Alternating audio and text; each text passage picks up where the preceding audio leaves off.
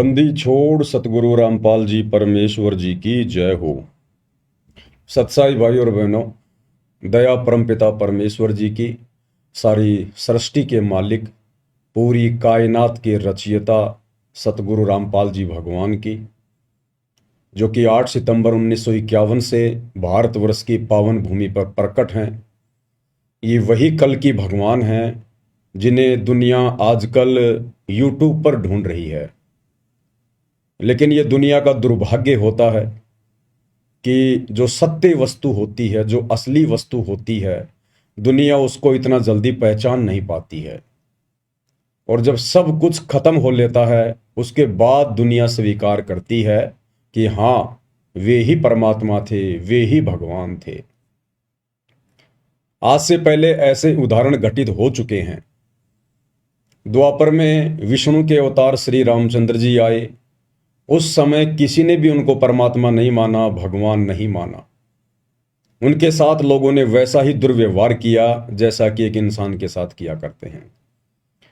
और फिर उनके जाने के हजारों वर्षों बाद, लाखों वर्षों बाद, आज कलयुग में उनके मंदिर बना बनाकर, उनकी मूर्तियां बना बनाकर और उनको परमात्मा का दर्जा देकर पूजा की जा रही है। परंतु आज हमें मिलेगा क्या? वो मूर्तियां हमें देंगी क्या? वो मंदिर हमें देंगे क्या? गाय या भैंस के मरने के बाद उसकी पत्थर की या सोने चांदी की मूर्ति बनाकर अगर हम उसके नीचे दूध निकालने के लिए बाल्टी लेकर बैठेंगे तो क्या वो दूध देगी? तो यही स्थिति वर्तमान में श्री रामचंद्र जी के मंदिर और उनकी मूर्तियों की है। दुनिया केवल उनको पूजकर अपना समय और समाज ही बर्बाद कर रही है। दुनिया को जो भी कुछ मिलना है या मिल रहा है वो उनके पूर्व जन्मों की भक्ति के संस्कार के आधार से मिल रहा है। और वे मूढ़ प्राणी सोच रहे हैं कि हमें श्री राम जी दे रहे हैं, हम जो भक्ति कर रहे हैं उस भक्ति से हमें मिल रहा है। यही गलती द्वापर में जब श्री कृष्ण जी आए, वही विष्णु जी के अवतार, तो लोगों ने उस समय भी उनको परमात्मा के रूप में नहीं माना, उनको भगवान के रूप में नहीं माना, उनको श्री विष्णु जी के रूप में नहीं माना। और उनके साथ में सदा लड़ाई झगड़े, मन मुटाव, राग द्वेष, ईर्ष्या करने में लगे रहे। और उनके शरीर छोड़कर जाने के आज हजारों वर्षों बाद कलयुग में उनके मंदिर बना बनाकर, मंदिरों में करोड़ों अरबों रुपया बर्बाद कर करके, उनकी मूर्तियां बना बना के, लड्डू गोपाल बना बना के, और आज उनसे लाभ प्राप्त करने की उनसे कामना की जा रही है। कुछ नहीं मिलेगा, 1% भी नहीं मिलेगा। क्योंकि डॉक्टर के मरने के बाद आप उसकी कितनी ही बढ़िया मूर्ति क्यों ना बना दें, कितना ही दंडवत क्यों ना करें, आप उसकी कितनी पूजा पाठ क्यों ना करें, डॉक्टर के मरने के बाद डॉक्टर की वो पत्थर की या सोने चांदी की मूर्ति वो लाभ नहीं दे सकती जो लाभ जीते जी डॉक्टर दे सकता था। तो ठीक यही स्थिति वर्तमान में दुनिया की बनी हुई है। आध्यात्मिक अज्ञानता के कारण, तत्व ज्ञानहीनता के कारण। दुनिया को ज्ञान तो है, लेकिन सिर्फ अपना पेट भरने का ज्ञान, ज्यादा धन कैसे कमाया जाए, बच्चों को ऊंची शिक्षा देकर बड़ी नौकरी कैसे लगाया जाए, फिर बच्चे कैसे 2 नंबर के काम करके, रिश्वत लेकर के बड़ी बड़ी कोठियां बनाएं, बड़ी बड़ी गाड़ियां लेकर आए, समाज में अपना नाम करें, कैसे झूठी शानो शौकत दिखाने के लिए ज्यादा से ज्यादा धन कमाया जाए, 2 नंबर का धन घर में कैसे आए। तो ज्ञान तो है दुनिया को, लेकिन जो ज्ञान दुनिया को है वो केवल कर्म फोड़ने का ज्ञान है, कर्म बनाने का ज्ञान नहीं है। यह कर्म बनाने का ज्ञान, मुक्ति प्राप्त करने का ज्ञान, परमेश्वर स्वयं सतगुरु रूप में आकर उस ज्ञान को तत्व ज्ञान के रूप में देते हैं। तत्व ज्ञान यानी यथार्थ ज्ञान, सच्चा ज्ञान, जो ज्ञान वास्तव में पूरे विश्व की जरूरत है, जिस ज्ञान के सहारे ही हम सतभक्ति कर सकते हैं, मोक्ष प्राप्ति कर सकते हैं। तो दुनिया को ज्ञान तो है, लेकिन तत्व ज्ञान नहीं है। और यह तत्व ज्ञान वर्तमान में इस धरती पर कुछ विशेष आत्माओं को है। सबके ऊपर इस तत्व ज्ञान की रजा नहीं हुआ करती है। परमात्मा कहते हैं, सकल पदार्थ है जग माही, कर्महीन नर पावत नाही। जिनके कर्म बिगड़े हुए होते हैं उनको वो अमोलक वस्तु प्राप्त नहीं हो पाती जिसके लिए हमें ये मनुष्य जन्म मिला है। तो आज धरती पर वो सतज्ञान भी है, वो तत्व ज्ञान भी है, वो परमात्मा भी है, जिस परमात्मा की प्राप्ति के लिए ऋषि मुनि साधु संत महात्मा तो छोड़िए, श्री रामचंद्र जी, श्री कृष्ण चंद्र भी तड़प तड़प के मर गए। उन्हें नहीं मिला वो तत्व ज्ञान, उन्हें नहीं मिला वो तत्वदर्शी संत।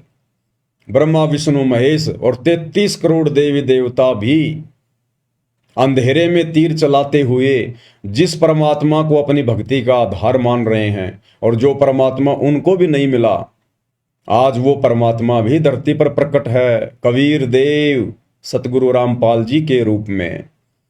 क्योंकि ये 33 करोड़ देवी देवता भी उस परमात्मा को ही आधार बनाकर भक्ति करते हैं, लेकिन उनका मार्ग सत्य नहीं है। 33 कोटि अधारा और ध्यावे 88, ये 88,000 ऋषि महात्मा, 9 नाथ 84 सिद्ध, ये भले किसी को भी अपना इष्ट मानते हैं, लेकिन ये मानते हैं कि हम उस पूर्ण परमात्मा अलख निरंजन की ही भक्ति कर रहे हैं। तो आप और हमारा कितना सौभाग्य, आप और हमारी कितनी बड़ी किस्मत कि जो परमात्मा इन बड़े बड़े ब्रह्मा विष्णु महेश जैसी पदवी प्राप्त आत्माओं को नसीब नहीं है, 33 कोटि देव पद प्राप्त आत्माओं को नसीब नहीं है, बड़े बड़े साधु संत महात्मा ऋषियों को नसीब नहीं है, वो कबीर देव, वो मुक्ति का दाता, मोक्ष प्रदान करने वाला भगवान आज सतगुरु रामपाल जी परमेश्वर जी के रूप में आप और हम चंद आत्माओं को नसीब है, प्राप्त है। हम उनकी शरण में हैं, उनसे उपदेश लेकर और इस भक्ति का रस पी रहे हैं। अब भाइयों और बहनों, ये कलयुग की बिचली पीढ़ी है और इस समय के विषय में काल ने पहले ही परमात्मा को कह दिया था। जब परमात्मा जोगजीत रूप में काल के साथ में जब उनकी मुलाकात हुई थी तपतशिला पर, तो काल ने पहले कह दिया था कि जाओ जोग जीत संसारा, जीव न माने कहा तुम्हारा। कि जब वो समय आएगा, तुम पृथ्वी पर आओगे इन आत्माओं को ज्ञान समझाने के लिए, इनको मोक्ष दिलाने के लिए, उस समय तक मैं इस ज्ञान का इतना अज्ञान बना दूंगा, इन आत्माओं का ऐसा हिंडोला बना दूंगा, तुम सच्चा ज्ञान बताओगे और तुम्हारा मजाक उड़ाएंगे, तुम्हारे जूते मारेंगे। और आज वही हो रहा है भाई और बहनों, वही हो रहा है। काल ने जो कहा था वो उसने कर दिखाया। सन 1994 से परमेश्वर सतगुरु रामपाल जी दिन रात एक करके हम आत्माओं के लिए ये ज्ञान दे रहे हैं, और उन्हें कैसी कैसी बाधाओं से गुजरना पड़ रहा है, कितना संघर्ष और कैसी कैसी चुनौतियों का सामना करना पड़ रहा है अपने ही बच्चों तक और उन्हीं की आत्मा के कल्याण हेतु ये ज्ञान पहुंचाने के लिए। तो काल ने जो कहा था उसने कोई कमी नहीं छोड़ी है, और इसी के तहत आज इस काल ने तरह तरह के देवी देवता पुजवा दिए, पत्थर पुजवा दिए, पेड़ पौधे पुजवा दिए, भैरव भूत पुजवा दिए, माता मसाणी पुजवा दी, और पूरी तरह से ज्ञान का अज्ञान करके दुनिया को अपने मुंह में लेने की पूरी तैयारी में बैठा है, और ले भी रहा है। प्रतिदिन 1 लाख आत्माओं का भक्षण करता ही है ये। तो भाइयों और बहनों, आप और हमारा सौभाग्य कि परमेश्वर ने आप और हमें विशेष आशीर्वाद देकर, हमारा ज्ञान योग खोलकर, हमारी दिव्य दृष्टि खोलकर, ज्ञान वाली आंखें खोलकर अपनी पहचान करवाई। अन्यथा उस परमेश्वर को जो आज सतगुरु रामपाल जी के रूप में धरती पर प्रकट हैं, उनके खुद के कलयुगी परिवार वाले, उनके बेटा बेटी भाई बंधु रिश्तेदार कोऑर्डिनेटर और तो और सतलोक आश्रमों से जुड़ी हुई 90% संगत भी नहीं पहचान पा रही है। दो नावों की सवारी में है। गुरु तो बना रखा है सतगुरु जी को, जुबान से उन्हें भगवान भगवान तो कहते हैं, लेकिन हृदय से उन्हें भगवान मानते नहीं हैं। हृदय से भगवान मानते हैं एक दाढ़ी मूंछ वाली कबीर जी की समझे जाने वाली उस नकली फोटो को, कागज के टुकड़े को। तो वे आत्माएं भी अभी तक काल प्रेरित ही हैं। उन आत्माओं पर सतगुरु की वो रजा नहीं हो पाई है जो रजा साध संगति से जोड़कर आप और हम सत्सेवक आत्माओं पर गुरुदेव ने कर दी है।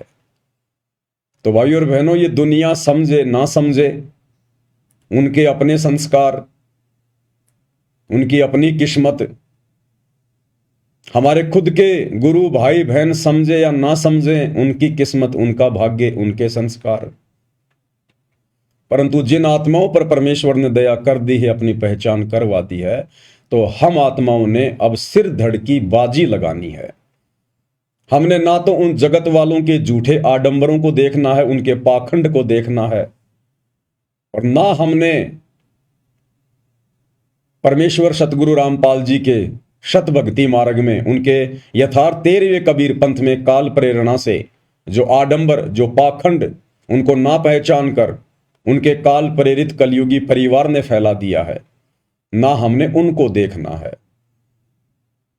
चाहे कितने ही आदेश निकाले जाएं, कितने ही पीले पर्चे डाले जाएं, कितनी ही ज्ञान विरुद्ध हरकतें की जाएं, हमने उनको नहीं देखना।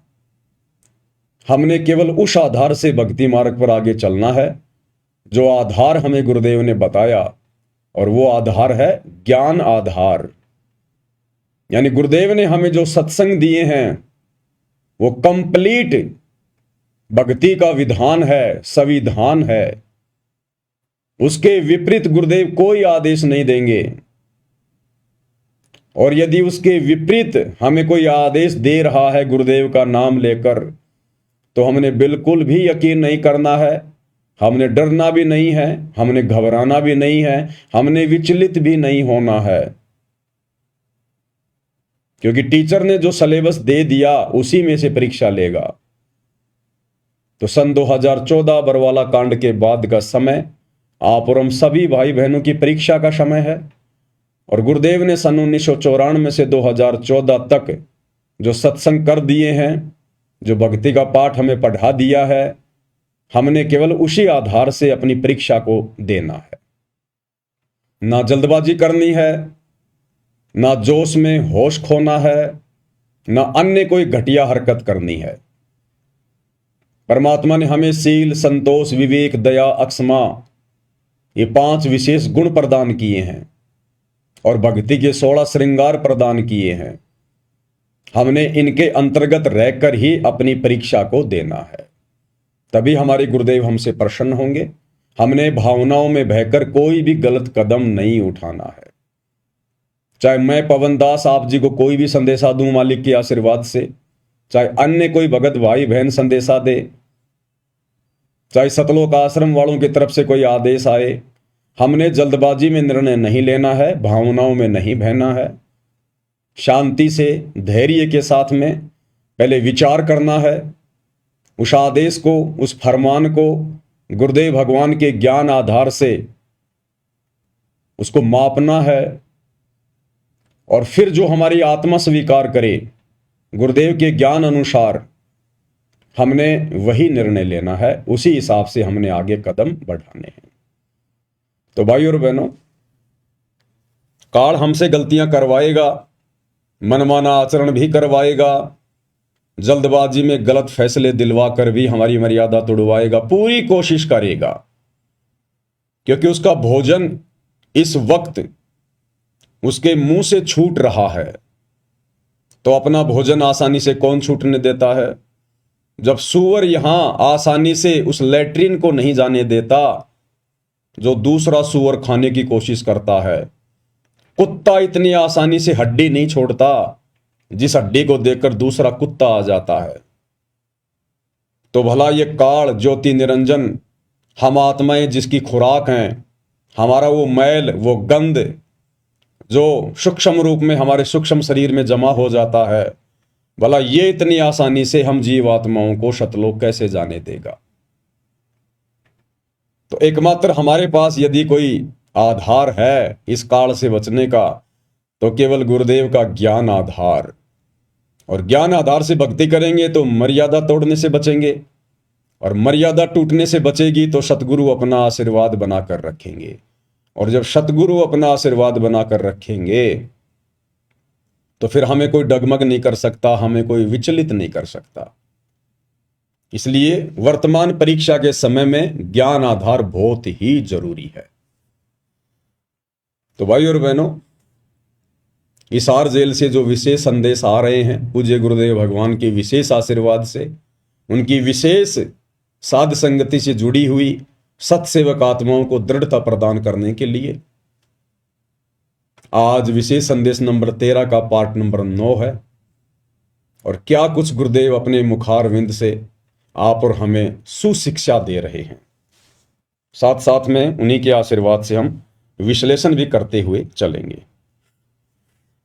अब गरीबदास जी कहते, कल्पे कारण कौन है, कर सेवा निकाम, निष्काम भाव से बगैर किसी मनोकामना के तू सेवा करता रह, भक्ति करता रह, और मन इच्छा फल देगा जब पड़े धनी तक काम। तो भाई और बहनों, हम विशेष संदेश में आगे बढ़े उससे पहले पूज्य गुरुदेव भगवान का जयकारा लगाएंगे, मालिक की वंदना करेंगे, उनका आशीर्वाद प्राप्त करेंगे। बंदी छोड़ सतगुरु रामपाल जी परमेश्वर जी की जय हो।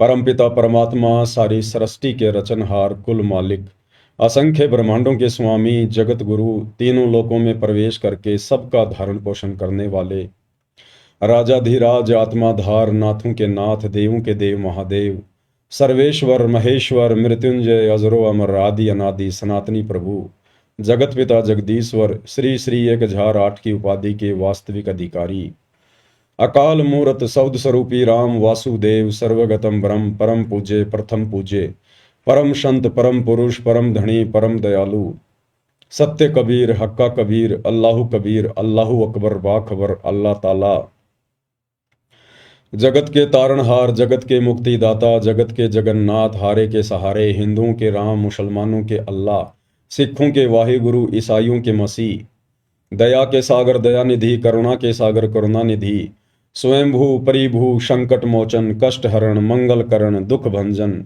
अविगत कबीर, निर्विकार निर्विषम परमात्मा, अलय अलेख सतगुरु, आदि अनादि सतगुरु, असली मर्यादा पुरुषोत्तम, असली राम, असली कृष्ण, असली घनश्याम, असली मुरारी, राजाओं के राजा, महाराजाओं के महाराजा, शहनशाहों के शहनशाह, सम्राटों के सम्राट, भगवानों के भगवान, अल्लाहों के अल्लाह, प्रभुओं के प्रभु, मसीहाओं के मसीह, सच्चे वाहिगुरु, बाबाओं के बाबा, पीरों के पीर, सेठों के सेठ, जगत सेठ, सावड़सा सेठ, सर्वगुण संपन्न, अनंत कोटि कलाओं के स्वामी, अनंत कोटि ब्रह्मांडों के नायक, योगियों में महायोगी, ध्यानियों में महाध्यानी, सिद्धों में परम सिद्ध, ज्ञानियों में तत्व ज्ञानी, ब्रह्म ज्ञानी, महाज्ञानी, परम ज्ञानी, सर्वश्रेष्ठ ज्ञानी, विज्ञानी, युवा कबीर, समरथ कबीर, असमवात, अमित ओजा, सच्चे रहनुमा, करीम अल्लाह, सुभान अल्लाह, दुनिया के अंतिम पैगंबर, 8 सितंबर 1951 से गांव धनाना, जिला सोनीपत, हरियाणा, भारतवर्ष की पावन भूमि पे प्रकट रियल कल की भगवान श्री नारायण साकार हरि, श्री बाबा साहेब नूर अनंत परमात्मा, सच्चे दरवेश, सच्चे बाखबर, संत श्रोमणी सतगुरु रामपाल जी परमेश्वर जी के चरण कमल में साध संगति से जुड़े हुए आप और हम सभी देश विदेश में बैठे हुए भाई बहनों का अनंत कोटि दंडवत प्रणाम। तो भाई और बहनों, विशेष संदेश की शुरुआत करते हैं। पूज्य गुरुदेव भगवान हमें क्या सुशिक्षा दे रहे हैं। अब गरीबदास जी कहते, कल्पे कारण कौन है, कर सेवा निकाम, निष्काम भाव से बगैर किसी मनोकामना के तू सेवा करता रह, भक्ति करता रह, और मन इच्छा फल देगा जब पड़े धनी तक काम। अब जैसे आप सफर में जा रहे हो और एक्सीडेंट हो जाता है,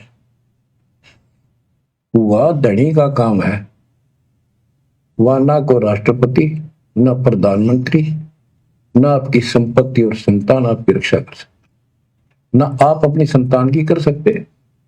कल्पे कारण कौन है, कर सेवा निकाम, मन इच्छा फल देत है, जो पड़े धनी ते काम। पूज्य गुरुदेव भगवान कह रहे हैं कि कल्पे कारण कौन है, कि तू अपने मन में उठने वाले संकल्प और विकल्प को छोड़ दे, त्याग दे, कि वो भगवान बड़ा होगा, वो भक्ति सही होगी, ऐसा करूंगा तो मेरा भला होगा, वैसा करूंगा तो मेरा भला होगा।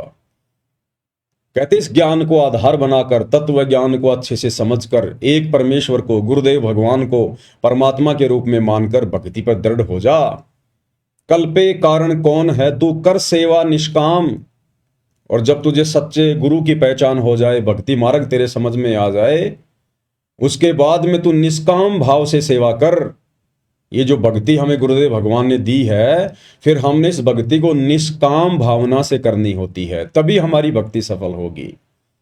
निष्काम भावना यानी हमारे मन में किसी भी प्रकार की मोक्ष के अलावा कोई इच्छा नहीं होनी चाहिए, कोई डिमांड नहीं होनी चाहिए गुरुदेव भगवान से, कि मैं बड़ा कोई मंत्री पद प्राप्त कर लूं, मेरे लड़का हो जाए, मेरा बेटा नौकरी लग जाए, मेरा बिजनेस सेटल हो जाए, बड़ी मेरी कोठी बन जाए, घर में लंबी गाड़ी आ जाए। निष्काम भाव से हमने भक्ति करनी है। केवल एक ही कामना, एक ही इच्छा पल पल होनी चाहिए कि परमेश्वर कैसे भी करके इस गंदे लोक से मेरा छुटकारा करवा दीजिए, मुझे मोक्ष प्रदान कर दीजिए गुरुदेव, मुझे इस काल के जाल से, 84 लाख योनियों के कष्ट से बाहर निकाल दीजिए। इस एकमात्र इच्छा के बिना, कामना के बिना हमारे मन में, जब तक हम इस भक्ति को करेंगे अंतिम श्वास तक, दूसरी कोई डिमांड, कोई इच्छा नहीं होनी चाहिए। घर में आंखों के सामने अगर बेटा मरने वाला हो, बेटी मरने वाली हो किसी भी कारण से, तो हमने अपने गुरुदेव से, अपने हृदय से विशेष प्रार्थना भी नहीं करनी कि गुरुदेव मेरा बेटा बचा दे, गुरुदेव मेरी बेटी बचा दे। वो परमात्मा सबको उनके कर्मों के अनुसार, जैसा भी उनका प्रारब्ध है, शुभ या अशुभ, वो परमात्मा वैसा ही उनको प्रदान करता है। हम कहेंगे तो भी प्रदान करेगा और ना कहेंगे तो भी प्रदान करेगा। उसके कंप्यूटर में, उसके अकाउंट में किसी प्रकार की कोई जो है मिस्टेक नहीं है।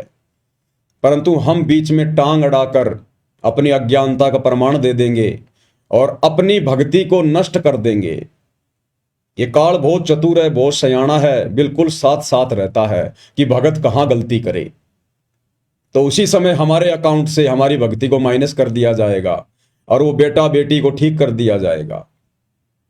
वो बेटा बेटी तो वैसे भी ठीक होने थे, क्योंकि गुरुदेव ने बताया कि जब बच्चा माता पिता के अधीन होता है 3 या 4 साल तक, 4-5 साल तक, जब तक बच्चा इस ज्ञान को ठीक ठाक से समझकर भक्ति करने योग्य नहीं हो जाता है, उस समय तक माता पिता की भक्ति के अनुसार, कि माता पिता कैसी भक्ति कर रहे हैं, किस प्रकार से मर्यादा में हैं, उस आधार से परमेश्वर उन अनुपदेशी बच्चों की भी रक्षा करता है। तो हमने गुरुदेव भगवान से उन बच्चों के विषय में, उनके स्वस्थ होने की कामना के बजाय, उनकी जीवन रक्षा की कामना के बजाय, आप और हमने अपनी भक्ति और मर्यादाओं पर अधिक ध्यान देना है। हमने वो पुरानी परंपराएं, वो आदतें छोड़नी पड़ेंगी। जरा सा बच्चे का स्वास्थ्य खराब हुआ नहीं, जरा सा उसको बुखार हुआ नहीं, हमारी माताएं, हमारी दादी 1.25 रुपया बांध के कपड़े में उसके सिर के ऊपर से यूं करके और जाकर बाहर किसी चौराहे पे रख के आ जाती थी।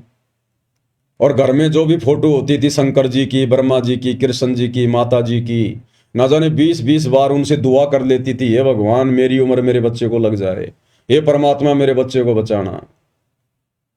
तो भाई और बहनों, वो गलतियां अब हमने नहीं करनी।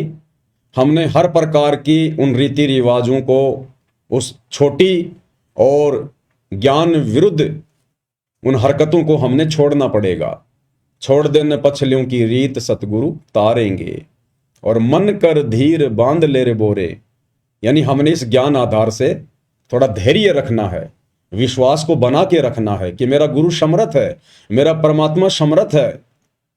मेरे परमेश्वर को यह भी पता है कि अगर भगत जिस घर में रह रहा है, अगर उस घर में कोई नुकसान हो गया, कोई आपत्ति आ गई, तो भी मेरा भगत भक्ति से डिस्टर्ब होगा। तो परमात्मा नहीं चाहता कि मेरा बेटा, मेरा भगत डिस्टर्ब हो। तो हर संभव कोशिश करते हैं गुरुदेव भगवान जोड़ जुगाड़ लगाने की, उनके संस्कारों को इधर उधर सेट करने की। लेकिन उसके लिए भाई और बहनों, आप और हमने दृढ़ रहना पड़ेगा। आप और हमारी भूमिका बहुत ज्यादा महत्व रखती है, यानी माता पिता की। अगर बच्चे छोटे हैं तो माता पिता की भूमिका बहुत ज्यादा है।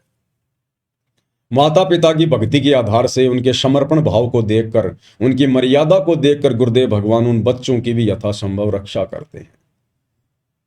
और एक सत्संग में तो गुरुदेव ने बताया कि अगर आप भक्ति पे पूर्णतया दृढ़ हो जाओ, बिल्कुल संसार की सुनना ही बंद कर दो, तो परमेश्वर आपके रिश्तेदारों तक की रक्षा करेंगे, रिश्तेदारों तक की। ये वो परमात्मा है। तो बच्चों की तो चिंता ही छोड़ देनी चाहिए हमने। कोशिश करें हम अपने बच्चों को इस मार्ग पर लगाएं, ज्ञान समझाएं। और फिर भी यदि वो नहीं मानते हैं तो फिर इसमें आप और हमारा दोष नहीं है। और यदि फिर उसके बाद जब वो बच्चे समझदार हो जाते हैं, 12, 13, 14, 15 साल के, 20 साल के, और यदि इस भक्ति मार्ग को नहीं अपनाते हैं, अपनी मनमानियां करते हैं, जगत भाव में चलते हैं, और यदि फिर उनके साथ कोई अप्रिय घटना घटित होती है, तो फिर उस समय भगत ने फिर चिंता नहीं करनी चाहिए, भगत ने फिर चिंतित नहीं होना चाहिए। क्योंकि ना तो आपने समझाने में कोई कमी छोड़ी, ना परमात्मा ने मौका देने में कोई कमी छोड़ी। अब भाई उन आत्माओं के अपने संस्कार हैं। ऐसे बेटा बेटी ना जाने हमने करोड़ों अरबों पैदा कर करके छोड़ रखे हैं, जिनके नाम के गांव बसे हुए हैं, आज हमें पता भी नहीं है। हमारे असंख्यों मनुष्य जन्म हो चुके हैं, हर जन्म में बेटा बेटी तो पैदा करते ही हैं। हम भी किसी के बेटा बेटी रहे हैं, हमारे भी कितने बेटा बेटी रहे हैं। अब पिछले जन्म में हमारे माता पिता कौन थे, हमारे बेटा बेटी कौन थे, हमें कुछ भी याद नहीं है, भुला दिया गया है। तो ऐसे ही हमारे असंख्य जन्म हो चुके हैं, ना जाने कितने हमारे बेटा बेटी, करोड़ों की संख्या में। उनमें से ना जाने लाखों तो गधे कुत्ते सुअर बनकर 84 लाख योनियों में कष्ट भोग रहे हैं, फिर हमें उनकी चिंता क्यों नहीं है। उनमें से ना जाने कितने मंत्री बन रहे हैं, कोई संतरी बन रहे हैं, कोई बड़े बड़े अधिकारी बन के बैठे हैं मनुष्य जन्म लेके, फिर हम उनकी चिंता क्यों नहीं कर रहे कि ये भगवान वो भक्ति नहीं करेंगे तो उनका क्या होगा।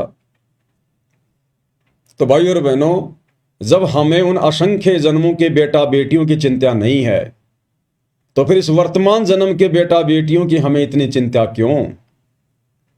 परमात्मा इसी चिंता को तो समाप्त करवाना चाहते हैं अपना ज्ञान देकर, ज्ञान आधार से, कि जिस प्रकार तुम उनको भूल गए, तुमने उनको भगवान भरोसे छोड़ दिया। तुम्हारे मरने के बाद तुम ये सोचते सोचते मर गए थे कि हे भगवान मेरे बेटे का क्या होगा, मेरी बेटी का क्या होगा। और तेरे मरने के बाद वो बेटा भी वहीं रहा होगा, वो बेटी भी वहीं रही होगी, और तू जीते जी उनको इस काबिल नहीं बना पाता जितने काबिल वो तेरे मरने के बाद बन गए होंगे।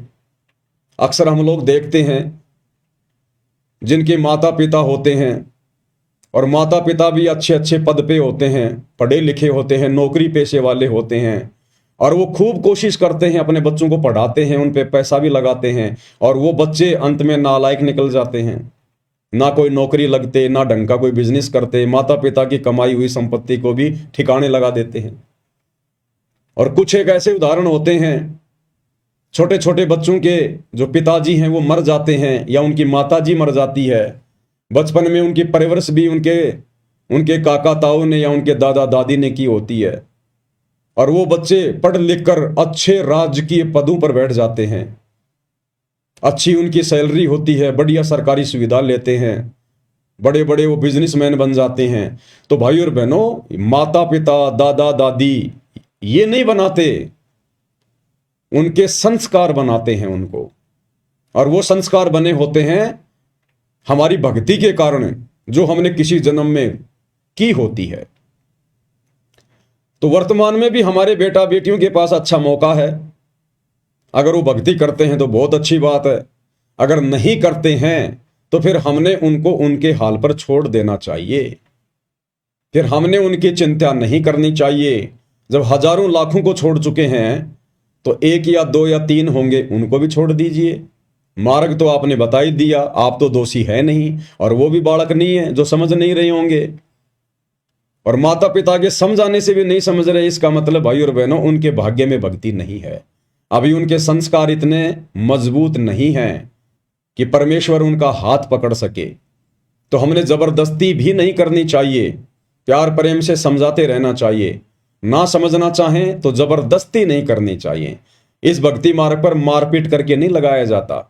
जैसे टीचर स्कूल में बच्चा होमवर्क नहीं करता, ढंग से पढ़ता नहीं है तो मार पिटाई कर देते हैं। इस भक्ति मार्ग में इस भक्ति को करवाने के लिए मारपीट नहीं करनी।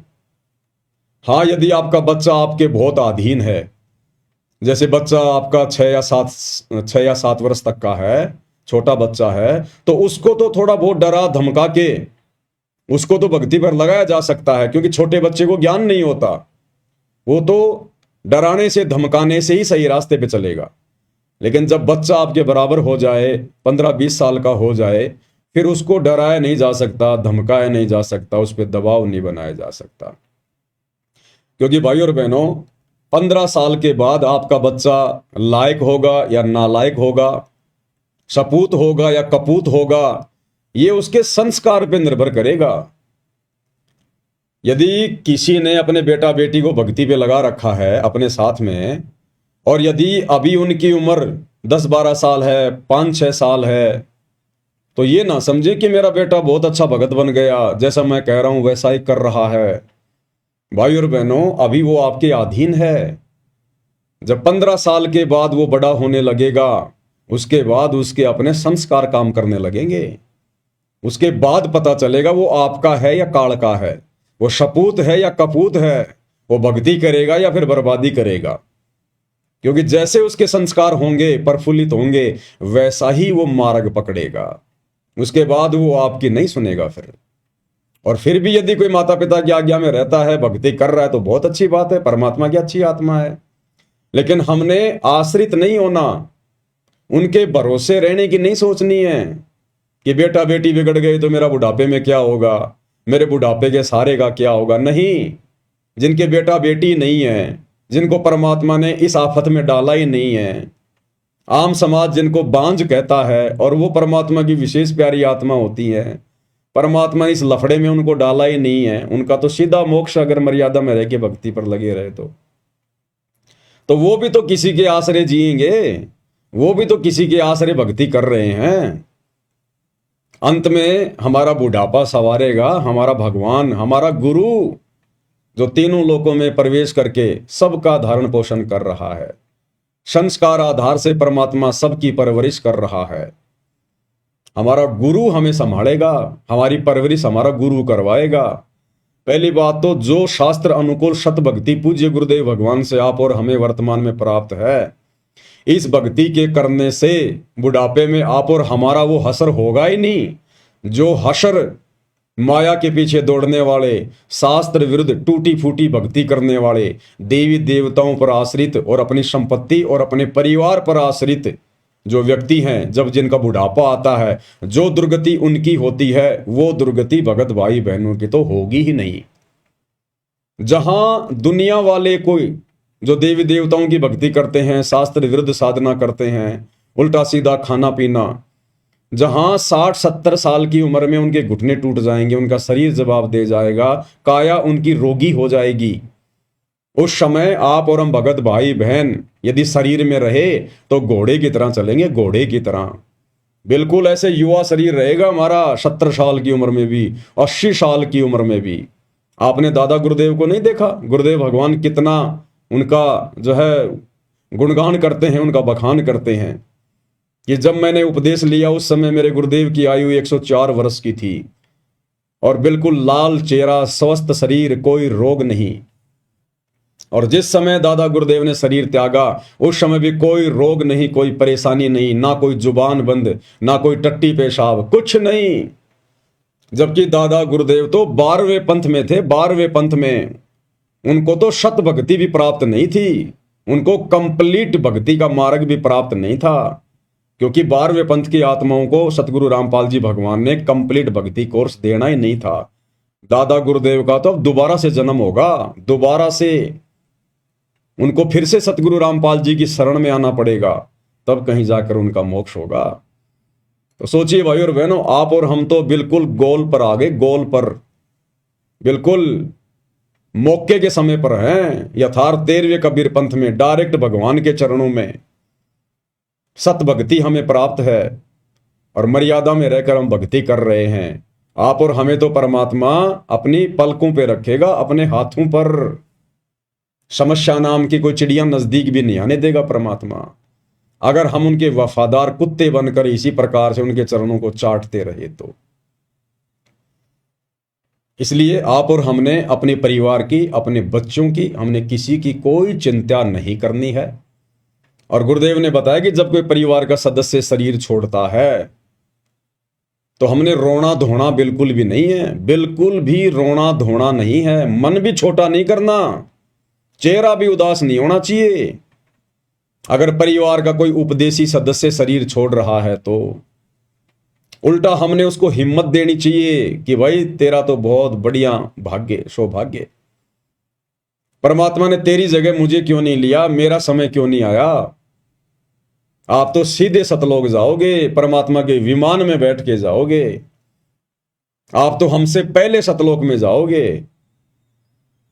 और हम क्या करेंगे, हम भी आ रहे हैं पीछे पीछे। हम कितने दिन रहेंगे यहां पर, और 2 4 5 10 साल, उसके बाद हम भी आए और वहीं मिलके आराम से एंजॉय करेंगे, मस्ती करेंगे वहां। जैसे कोई परिवार का कोई बेटा या कोई बेटी, उसका ज्वाइनिंग लेटर आ जाता है और जब उसको सरकार नौकरी ज्वाइन करने के लिए बुलवाती है तो कैसे घर के सदस्य उसकी आरती उतारा करते थे, उसको विदा करने से पहले उसके टीके लगाया करते थे, उसका सामान उठा के अपने कंधों पर उसको बस स्टैंड तक लेके जाते थे और गांव की औरतें गीत गा गा कर उसको विदा करके आती थी खुशी खुशी। और वो भी खुशी खुशी जाया करता था। उसको पता था कि मैं कोई जेल में थोड़ी जा रहा हूं, मैं तो नौकरी पे जा रहा हूं, जहां जाकर पैसे कमाऊंगा, एसी ऑफिस में बैठूंगा। तो इसी प्रकार जो शरीर छोड़ रहा होगा भगत, उसको भी खुशी होनी चाहिए कि मैं जेल में नहीं जा रहा, मैं तो जेल से जा रहा हूं सतलोक। और बाकी सदस्य, उनको भी पता होना चाहिए कि अब इसका पुनर्जन्म नहीं होगा, अब ये अपने परमात्मा के साथ विमान में बैठ के सतलोक जाएगा, इसने तो मोक्ष प्राप्त कर लिया। तो हमने उसको हिम्मत देनी है। अरे हम भगत भाई बहनों ने, अब यदि हमारे गांव में, आसपास में, आड़ोस में या रिश्तेदारी में अगर कोई मर भी जाता है अनुपदेशी, तो जैसे लोग जाते हैं ना दुख में शोक व्यक्त करने के लिए, तो हम जाएं अवश्य। अगर आप जाना उचित समझें तो किसी की मृत्यु होने पर आप बैठने जरूर जाइए, कोई दिक्कत नहीं है। लेकिन हमने पहले की तरह फॉर्मेलिटी नहीं करनी है कि जैसे गांव के नजदीक गए, गाड़ी से नीचे उतरे और लगा के थूक आंखों में, वहां वहां बच्चे की तरह रोना शुरू कर दिया फोकट में। भाई चलो, जिसका बेटा बेटी मर गया होता था पहले, जो जाते थे गांव में, जिसको मुंह कान बोलते थे, तो मान लो किसी का कोई रिश्तेदार मर गया, किसी का कोई बेटा बेटी मर गया या और कोई मर गया, तो वो तो बेचारा ठीक रो है। वो 1 या 2 ही होते थे जिनके कोई खास होते थे, बाकी तो गांव की भीड़ जाती थी, गांव की भीड़। और हम भी जाया करते थे, छोटे बच्चे थे, हम जिद कर लिया करते थे। आसानी से तो हमारी माँ नहीं ले जाती थी, पहले तो 2 4 थप्पड़ ही खाने पड़ते थे ढंग से। और जब ज्यादा रोने लग जाते थे, घाघरा पकड़ लेते थे, मिट्टी में लौट जाते थे, तो फिर हमारे को भी उठा के गाड़ी में बैठा लिया जाता था। तो हम देखा करते थे, जब तक वो गांव नहीं आता था तब तक तो वो आदमी हंसी खुशी, पता नहीं कोई राजनीति की बातें कर रहे हैं, एक दूसरे की निंदा चुगली कर रहे हैं, दांत निकाल रहे हैं, औरतें अपनी बात कर रही है, हाय ये चूड़ी बहुत अच्छी लाई, तू कहां से लाई है आपकी बार, हैं? पता नहीं ऐसी बातें। कोई किसी का घाघरा पकड़ के देख रही है, तेरा कपड़ा तो बिल्कुल झोटा टक्कर का है, बहुत मोटा कपड़ा ये तो। और जैसे ही वो गांव आता था उसी समय गाड़ी से नीचे उतरे नहीं और आपस में लगा के थूक आंखों के रोना शुरू किया नहीं। और वहां जाते थे, थोड़ी देर बैठे और फिर वापस उस गाड़ी में बैठ के जब वापस आते थे तो फिर वही राम कहानी, वही राजनीति की बातें, कोई लेना देना नहीं।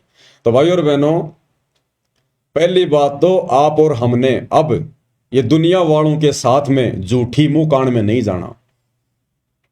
आपके आड़ोसी पड़ोसियों का कोई रिश्तेदार मर गया और कहेंगे चलो भाई वहां बैठने जाना है, तो हमने हाथ जोड़ लेने, भाई मेरे को कोई विशेष काम है, मैं नहीं जा सकता। अरे रिश्तेदार मरा तेरा, जिसको मैं जानता नहीं पहचानता नहीं, उसके मरने का मुझे कोई दुख नहीं है। अब मैं क्यों फालतू में आंसू बहाऊं वहां जाके, मैं क्यों फालतू में ड्रामेबाजी करूं। तो भक्ति मार्ग में ये ड्रामेबाजी फॉर्मेलिटी नहीं चलती है। तो हमने अब नहीं जाना, अगर गांव में एक को मना कर दोगे ना, दोबारा जब किसी के मरेगा ना रिश्तेदार, आप और हमें कोई टोकेगा ही नहीं, टोकेगा ही नहीं हमें कोई।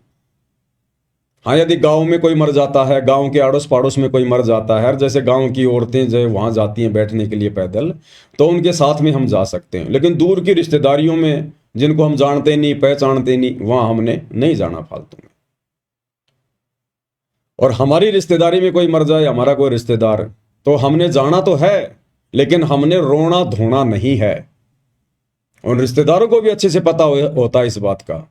इसने भी हमारे को बहुत बार इसके गुरुजी के बारे में बताया, भक्ति के बारे में बताया कि भैया मरना तो सबको ही एक दिन, आया है सो जाएगा, राजा रंक फकीर, एक विमान चढ़ के जावे और एक बंदे जात जंजीर।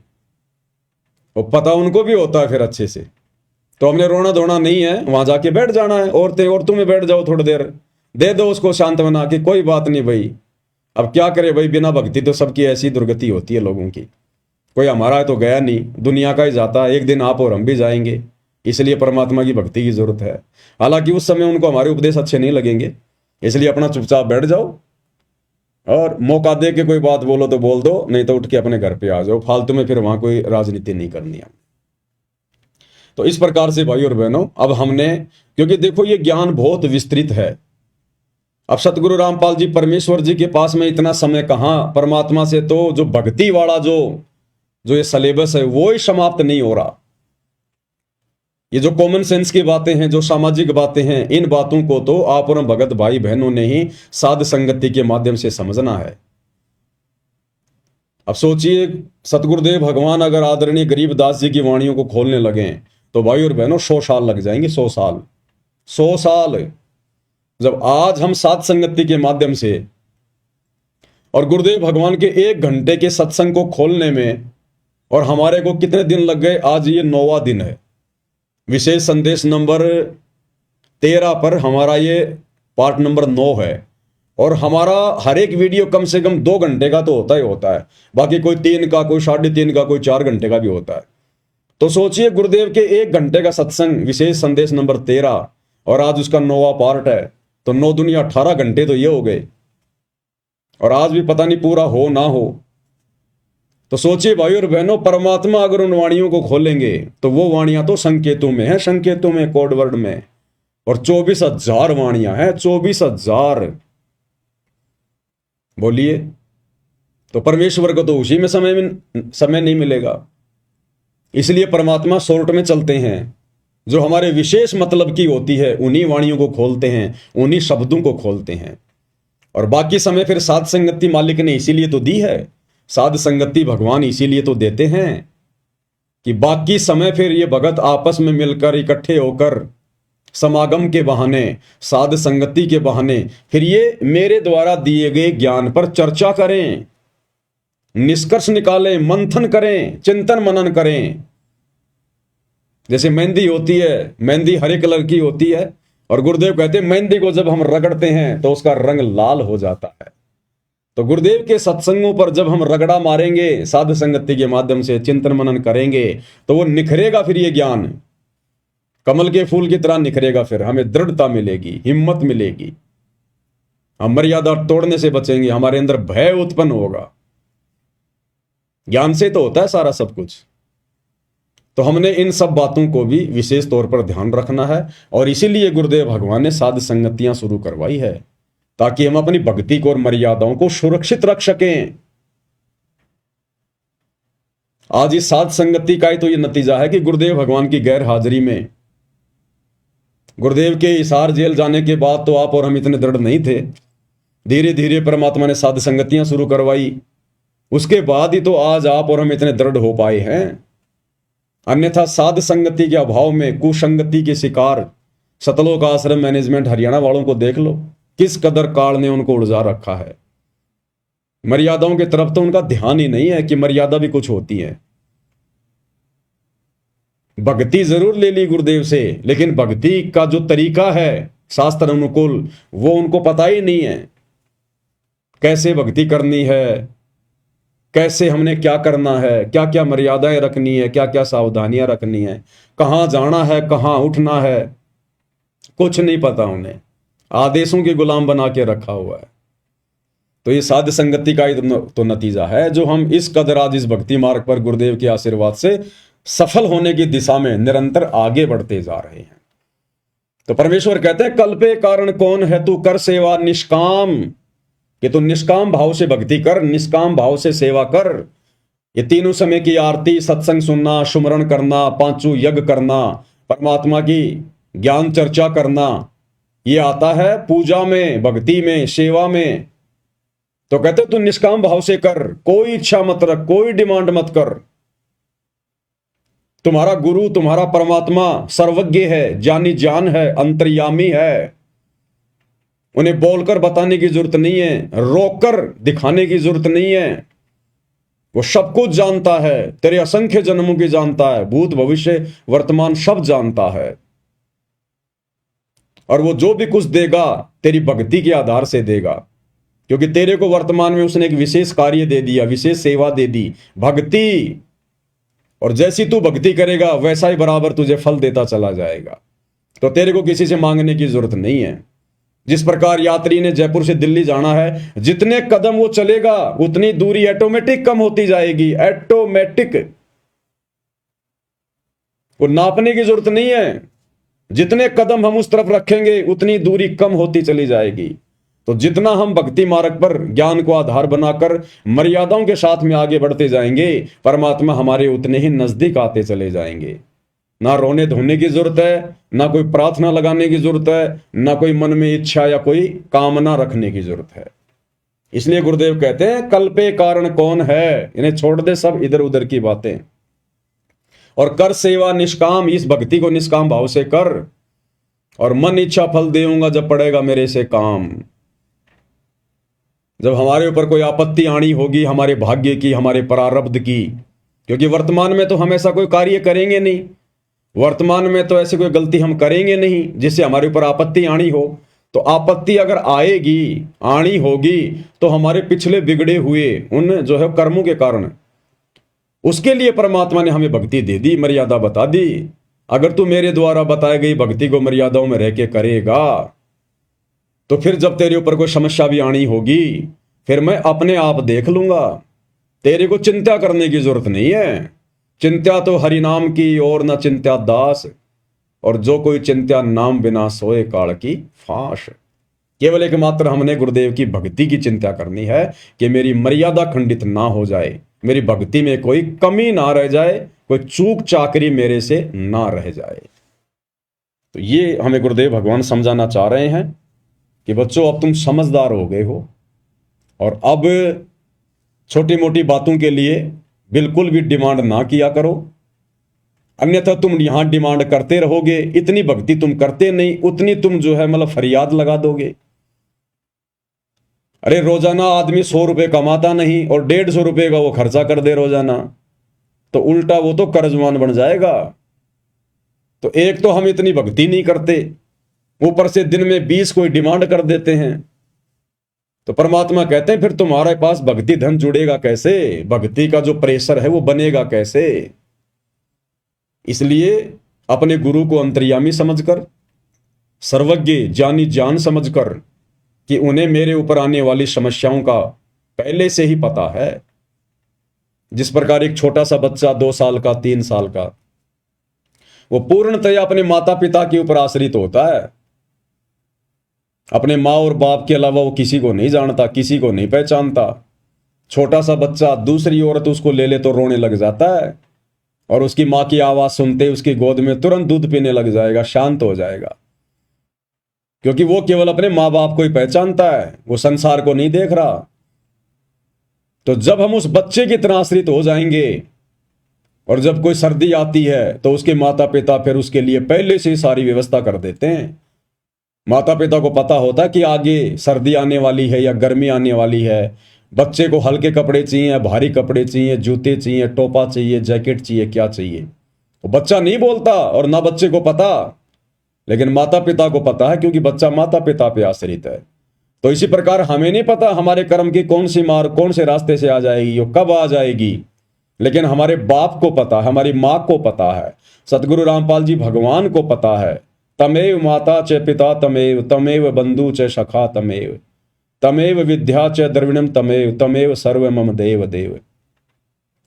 लेकिन ये हमारी मदद कब करेंगे? जब हम उस बच्चे की तरह संसार को ना देखकर, संसार को ना पहचान कर केवल अपने गुरुदेव भगवान को ही सब कुछ जानेंगे, सब कुछ मानेंगे, जब हम उन पर आश्रित हो जाएंगे और अपना तन मन धन अपना शीश हम अपने गुरुदेव भगवान के ऊपर समर्पित कर देंगे कि गुरुदेव अब आपके अलावा मेरा इस नश्वर संसार में कोई नहीं है मालिक, आप ही मेरे आगे, आप ही मेरे पीछे, दाएं बाएं ऊपर नीचे, दसों दिशाओं में केवल आप ही हो परमात्मा, मेरे रक्षक भी आप ही हो, और परमात्मा अगर मेरे भक्षक बनो तो भी आप ही बनना, मुझे काल के हाथ ना लगने देना।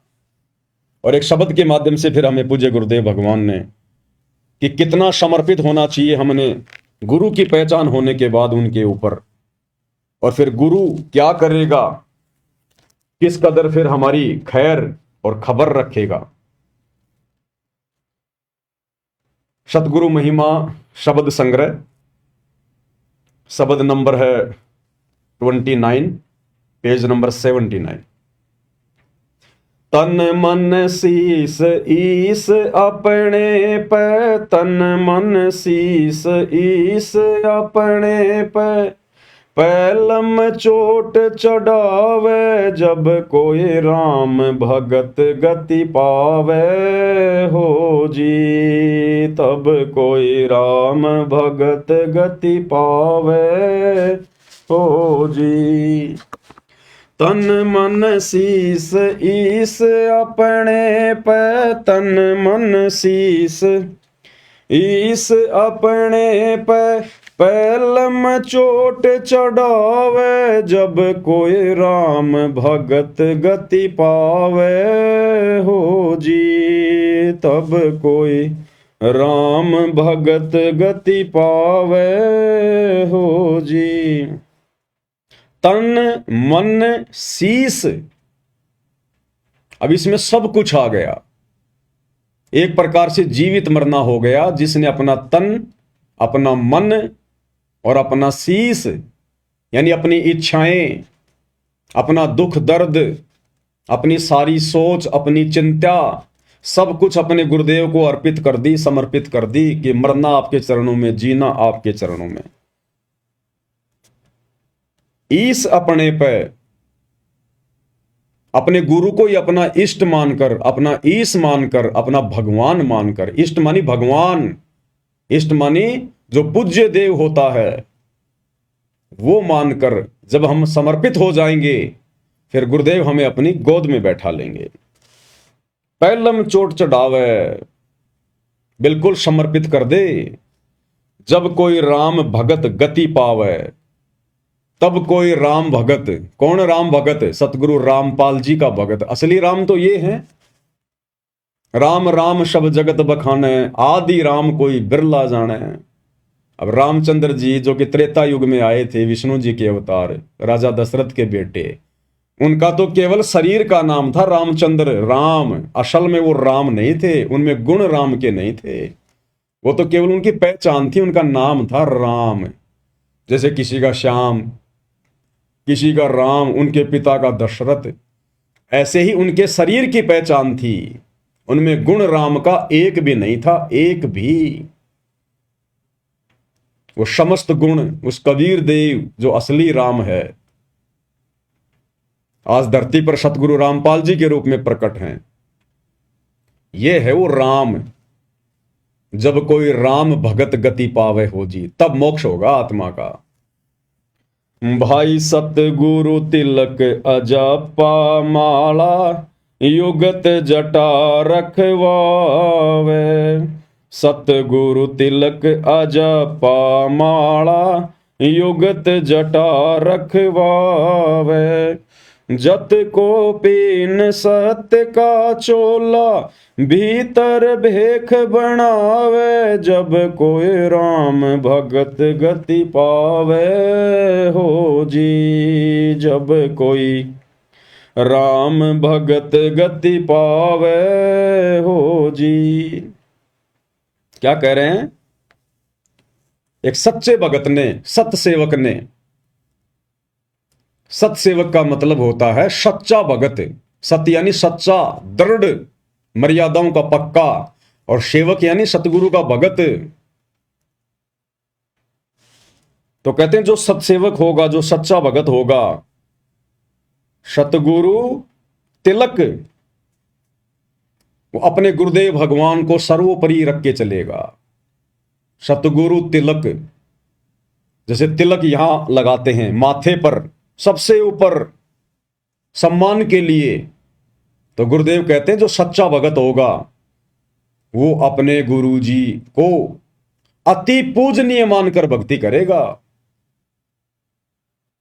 सर्वोपरि स्थान पर रखेगा कि गुरु समान नहीं दाता रे जग में, गुरु समान नहीं दाता, कि मेरे गुरु के अलावा और कोई नहीं संसार में, मेरे लिए प्रथम और अंतिम केवल मेरे गुरुदेव भगवान हैं। सतगुरु आदि अनादि है, सतगुरु मद है मूल, और सतगुरु को सिजदा करूं एक पलक नहीं भूल। तो कहते हैं अपने तिलक की जगह अपने पूज्य गुरुदेव भगवान को रखना चाहिए, अपने शीश पर, अपने माथे पर सतगुरु तिलक और जप्पा माला। और यदि सतनाम मिल गया है तो कहते हैं उसमें लो लगा देनी चाहिए, दिन रात उसका सुमरण। भाई और बहनों, सतनाम केवल उस 2 मंत्र के नाम को ही नहीं कहते, सतनाम कहते हैं सच्चे नाम को। जो प्रथम नाम है वो भी सतनाम है, क्योंकि वो इन देवी देवताओं का वो सतनाम है, उनके भक्ति बीज हैं, उनके बीज मंत्र हैं, मूल मंत्र हैं।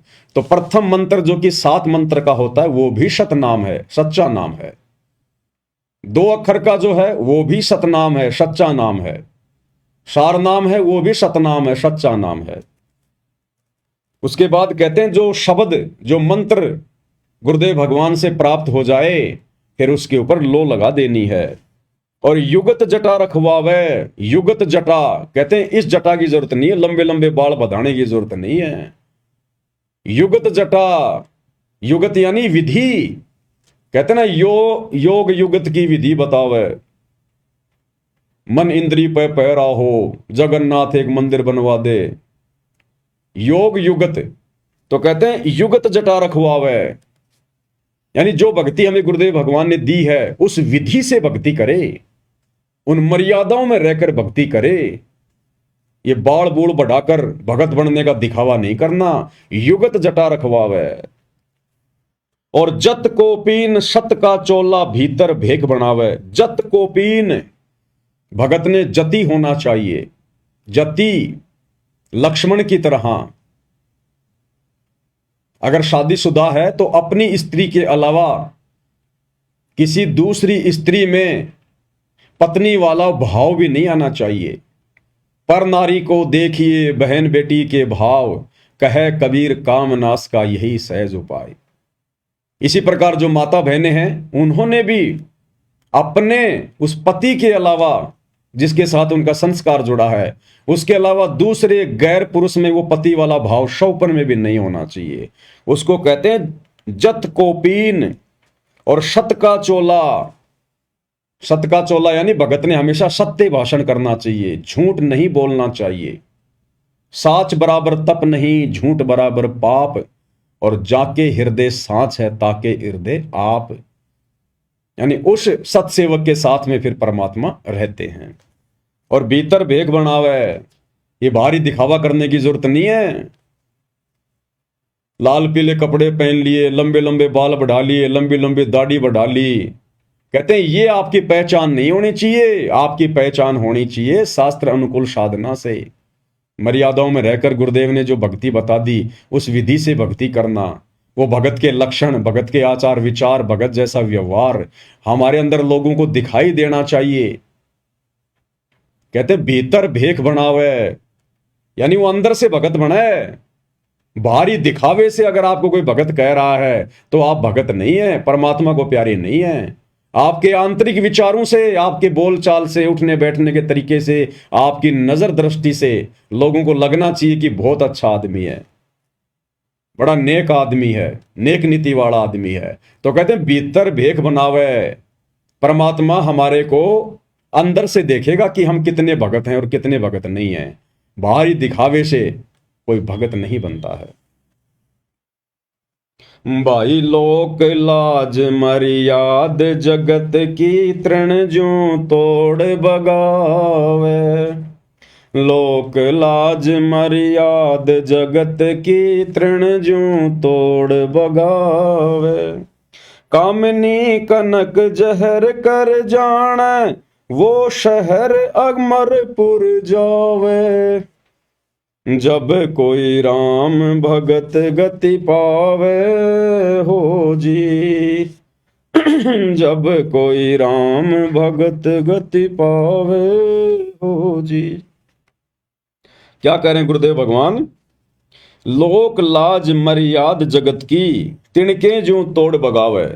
इस भक्ति मार्ग में गुरुदेव ने बताया यदि हमने सफल होना है तो सबसे बड़ी जो बीमारी है, सबसे बड़ा जो रोग है, उसमें एक है लोक लाज और समाज की फालतू की मर्यादाएं, फालतू के नियम परंपराएं। कहते हैं अगर भगत ने भक्ति मार्ग पर सफल होना है वास्तव में, तो मौका तो गुरुदेव ने दे ही दिया, सतभक्ति दे दी, मार्ग तो हमारे को गुरुदेव ने बता ही दिया। उस मार्ग पर चलना तो हमने ही पड़ेगा। उस मार्ग की तमाम बाधाओं को तोड़ना, साइड में करना, वो हमने पड़ेगा। तो कहते हैं लोक लाज मर्याद जगत की तिनके जो तोड़ बगावे। बिल्कुल भी ना शर्मावे, बिल्कुल भी ना डरे, बिल्कुल भी ना घबरावे। अगर हम जिस परिवार में रह रहे हैं, जिस समाज में रह रहे हैं, रिश्तेदारी, अगर हमारी मर्यादाओं के बीच में अगर उनकी कोई परंपरा बाधा बन के खड़ी होती है जहां हमारी मर्यादा टूटनी हो, कहते हैं कोई शर्म नहीं करनी, चाहे जीजा हो, चाहे फूफा हो, चाहे साला हो, चाहे मामा हो, कोई भी हो। हाथ जोड़ लेने, लड़ाई झगड़ा नहीं करना, मनमुटाव नहीं करना, ऊंचा नहीं बोलना, आधीन भाव से कि भाई देखो मैं तो उपदेशी हूं, आप लोगों को पता ही है, मैंने उपदेश ले रखा गुरुदेव का और ये हमारी मर्यादाओं में नहीं है, मैं इसमें आपका कोई सहयोग नहीं कर सकता, माफी चाहता हूं। फिर वो चाहे नाराज हो चाहे प्रसन्न हो, वो अगले का काम है। हमने वहां से तुरंत बैक हो लेना है, उन समाज की मर्यादाओं से बिल्कुल हट जाना है। और अगर लोक लाज में आ गए, शर्मा शर्मे में आ गए, दबाव में आ गए, अब लोक लाज में शर्मा शर्मे में आकर मर्यादा वो ही तोड़ेगा जो ज्ञान अच्छे से नहीं समझेगा। और मर्यादा टूटी तो फिर गए हम काम से, सावधानी हटी दुर्घटना घटी।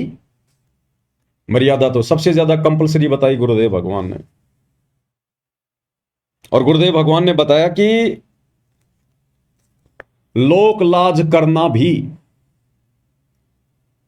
मर्यादा तोड़ने में आता है। मर्यादा तोड़ने में, जैसे हमारे घर पर कोई रिश्तेदार आ गया, उसको पता है या नहीं पता है कि हम भगत हैं या नहीं हैं, और घर पर आकर अगर उसने बीड़ी का बंडल निकाल लिया बीड़ी पीने के लिए, और आप और हमें पता है कि हम भगत हैं, हमारे घर में परमात्मा का दरबार लगा हुआ, ये सारी चीजें वर्जित हैं, और फिर भी यदि आप लोक लाज में आकर कि मैं कहूंगा तो फूफा जी क्या सोचेंगे, फूफा जी पता नहीं क्या क्या बोलेंगे, उस लोक लाज में आकर यदि हम चुपचाप रहे और उसको बीड़ी पीने दी, तो गुरुदेव कहते हैं कि वो भी तुम्हारी मर्यादा टूटने में आता है। मर्यादा टूटने में कि तुमने उसको रोका क्यों नहीं, टोका क्यों नहीं। और गुरुदेव ने बताया कि इस मामले में जो बच्चे होते हैं ना, वो एक नंबर होते हैं, एक नंबर। बच्चों को कोई लोकलाज का भय नहीं होता, बच्चों को कोई डर नहीं होता कि फूफा जी क्या सोचेगा, मामा जी क्या सोचेगा। वो मुंह के ऊपर बोल देते, मुंह के ऊपर। एक सत्संग में गुरुदेव ने बताया कि लोक लाज करना भी मर्यादा खंडित करने में आता है, मर्यादा खंडित करने में। देखता हूं अगर मिलेगा तो।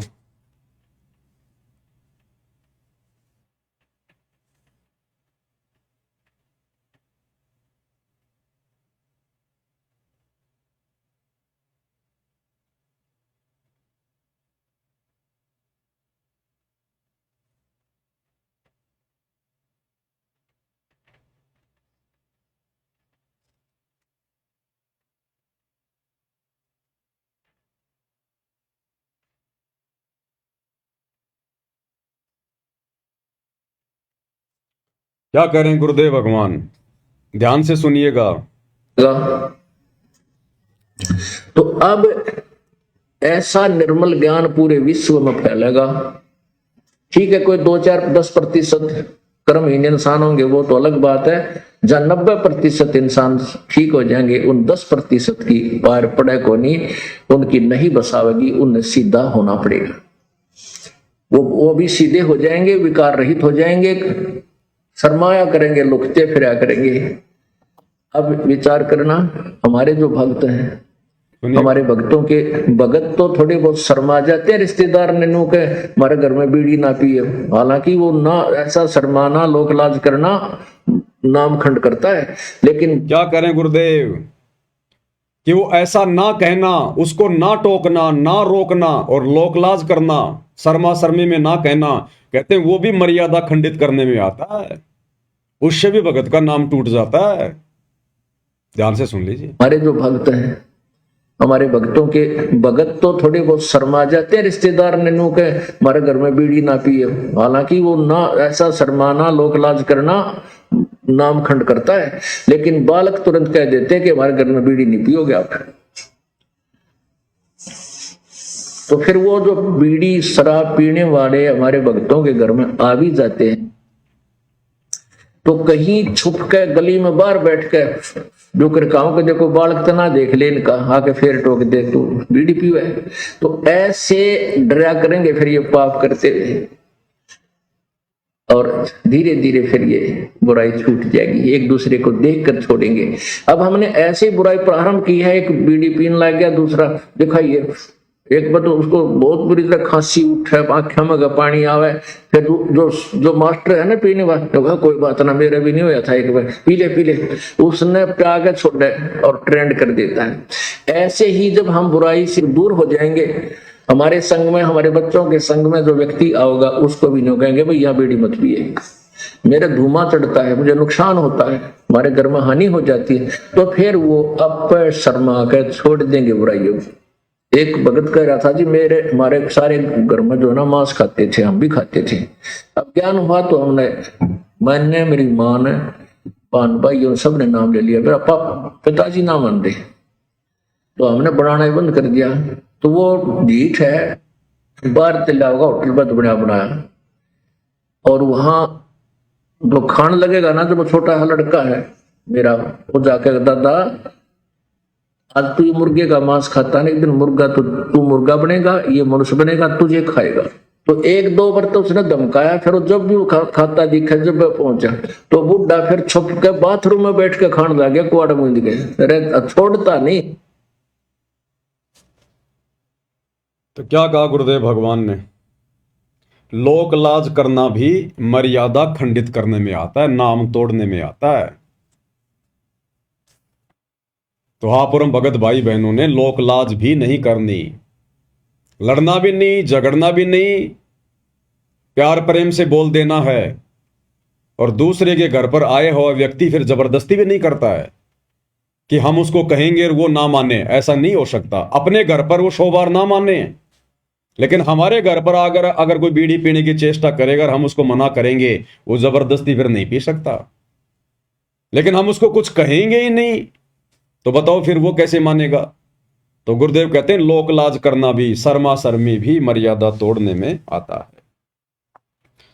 तो मालिक कहते हैं लोक लाज मर्याद जगत की, तिनके जूं तोड़ बगावे। और ये मर्यादाएं, ये फालतू की लोगों ने जो मर्यादाएं बना रखी हैं, शादी विवाह में जाना, दुनिया भर का दिखावा करना, लेना देना, दहेज, घोड़े, बैंड बाजे, और फालतू का ये जन्मदिन मनाना, अन्य जो होली, दिवाली, दशहरा, मकर संक्रांति, दुनिया भर के त्योहार, दुनिया भर के उस दिन पाखंड। तो हमने इन संसार की समस्त मर्यादाओं से हटना पड़ेगा। हमने सहयोग भी नहीं करना उनमें, सहयोग भी किसी भी प्रकार का। तो मालिक कहते हैं भाई लोक लाज मर्याद जगत की, तिनके ज्यों तोड़ बगावे, जब कोई राम भगत गति पावे। और आगे क्या कह रहे हैं परमात्मा, कामिनी और कनक जहर कर जाने, वो शहर अगमपुर जावे। कामिनी कनक जहर कर जाने, वो शहर अगम अमरपुर जावे, जब कोई राम भगत गति पावे हो जी। कामनी, कामनी यानी स्त्री, औरत, और कनक, कनक यानी सोना। परमात्मा कहते हैं इन दो वस्तुओं को जब तक भगत जहर के समान नहीं समझेगा।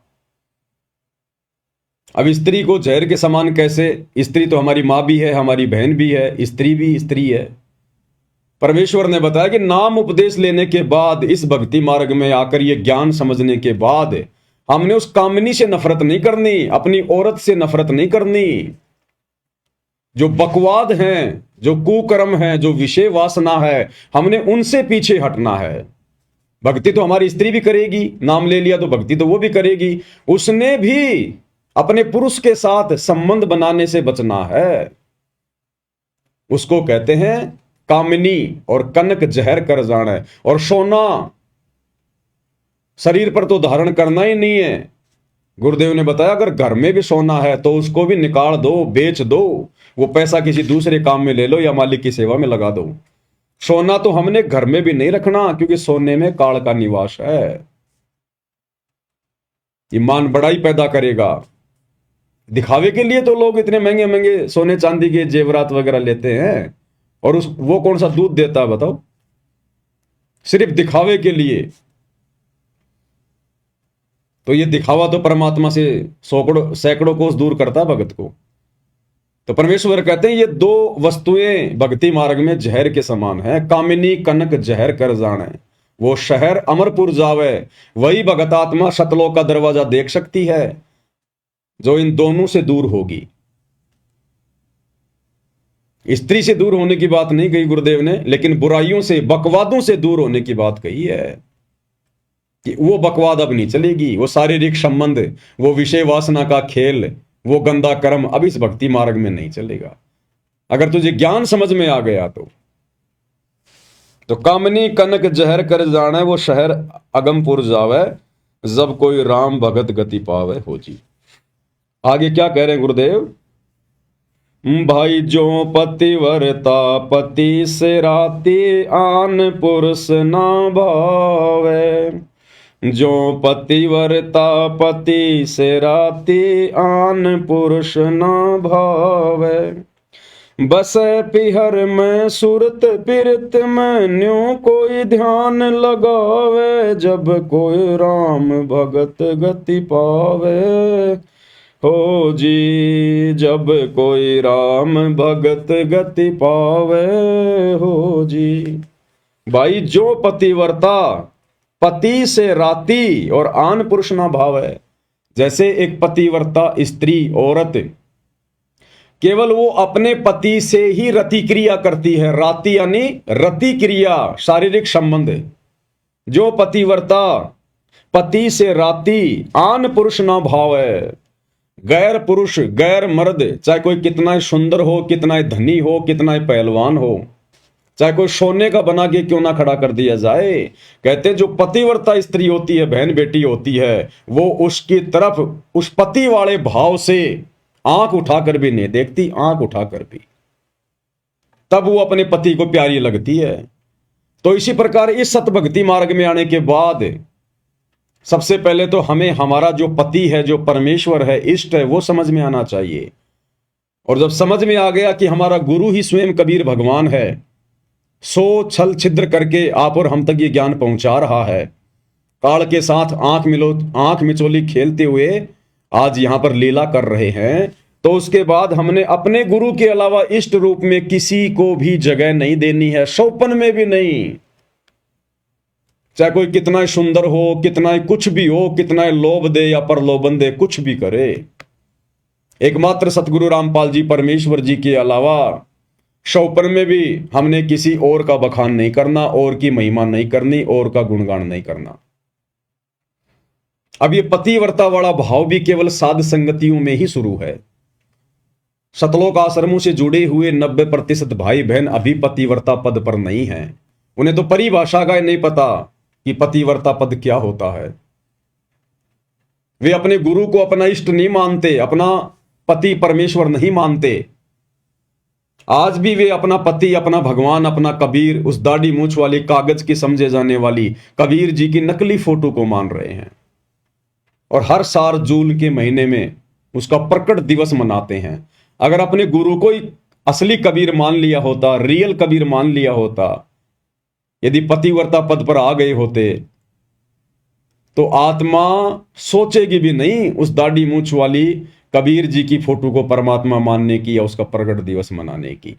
जैसे हम सत्सेवक भाई बहनों ने उस दाढ़ी मूंछ वाली कबीर जी की समझे जाने वाली नकली मुर्दा बेजुबान फोटो को घर से बाहर निकाल दिया। ना हम अपने दरबार में रखते, ना लॉकेट में रखते, ना घर की दीवारों पर रखते, कहीं नहीं रखते। हम तो शौपन में भी वो चेहरा याद नहीं करते, अपने गुरु के अलावा, अपने इष्ट के अलावा। और इन आश्रमों में सतगुरु रामपाल जी को तो बहुत बाद में याद किया जाता है। उन्हें तो केवल एक मानुष मानकर छोड़ दिया, केवल अपना गुरु मानकर छोड़ दिया, एक संत श्रेणी में लेकर छोड़ दिया, और भगवान मान रहे हैं उस दाढ़ी मूंछ वाली फोटो को। 12वें पंथ की भक्ति कर रहे हैं, 12वें पंथ की व्यभिचारणी भक्ति, वैश्या भक्ति। वैश्या उस स्त्री को कहते हैं जिसके अनेक पति होते हैं। तो इसी प्रकार इन सतलोक आश्रमों से जुड़े हुए भाई बहन व्यभिचारणी भक्ति कर रहे हैं। इनका एक पति नहीं है। आप इनके घर पर जाकर देखिए, जहां पर इन्होंने अपना दरबार लगाया होता है, उस दरबार में आपको 5-5 पति मिलेंगे, 5-5 फोटोएं। महाभारत की द्रौपदी बनकर ये लोग भक्ति कर रहे हैं। एक कोने में आपको दाढ़ी मूंछ वाले कबीर जी मिलेंगे, एक कोने में आपको गरीबदास जी मिलेंगे, नीचे वाले कोने में आपको दादा गुरु जी मिलेंगे, इधर वाले कोने में आपको पंडित चिदानंद जी मिलेंगे, और बीच में चौकी पर सतगुरु रामपाल जी बैठे हुए हैं। और उस फोटो को अपने दरबार में रखते हैं, उसके आगे ज्योत जलाते हैं, दंडवत करते हैं। अरे कितनों को दंडवत करोगे, कितनों को अपना इष्ट मानोगे? इसको कहते हैं व्यभिचारणी भक्ति। असल में जब आत्माओं को यह ज्ञान हो जाएगा तो दाढ़ी मूंछ वाली कबीर जी की समझे जाने वाली फोटो को ना तो अपने घर पे रखेगा, ना दरबार में रखेगा, ना उसका कबीर प्रकट दिवस मनाएगा। गरीबदास जी का भी बोध दिवस नहीं मनाएगी वो आत्मा, जिस आत्मा को यह तत्व ज्ञान हो जाएगा। और ना गरीबदास जी की फोटो को अपने घर पे रखेगा। हमने केवल गरीबदास जी की वाणियों से मतलब है, गरीबदास जी के ग्रंथ से मतलब है। अब वाणियां तो गुरुदेव हमारे को आदरणीय नानक जी की भी सुनाते हैं, तो क्या नानक जी की फोटो भी हम अपने दरबार में रखने लग जाएं? गुरु ग्रंथ साहिब को भी गुरुदेव भगवान हमें दिखाते हैं, पढ़ाते हैं, तो क्या नानक जी की फोटो घर पर रखने लग जाएं? या नानक जी का कोई जन्मदिन या कोई बोध दिवस मनाने लग जाएं क्या? वाणियां तो गुरुदेव हमारे को दादू जी की भी सुनाते हैं, तो क्या दादू जी की फोटो बनवाकर अपने दरबार में रखें? दादू जी का बोध दिवस मनाएंगे हम? हमने केवल उन महापुरुषों की वाणियों से मतलब है, उनकी शकल सूरत से मतलब नहीं है, उनके जन्मदिन या बोध दिवस से हमें कोई मतलब नहीं है। और यदि हम गरीबदास जी का बोध दिवस मनाते हैं, इसका मतलब अभी हमें ज्ञान नहीं है, अभी हम पतिव्रता पद पर नहीं है, अभी हम वैश्या भक्ति कर रहे हैं। एक सत्संग में गुरुदेव भगवान ने आदरणीय गरीबदास जी की फोटो को भी कचरे में डालने की बात कही है, कूड़े करकट में डालने की बात है। जिन गरीबदास जी को आप जी इन आश्रमों में बोध दिवस मना रहे हो, अपने पति के समान मान रहे हो, क्या कहा गुरुदेव भगवान ने? एक सत्संग में बताया गुरुदेव जी ने,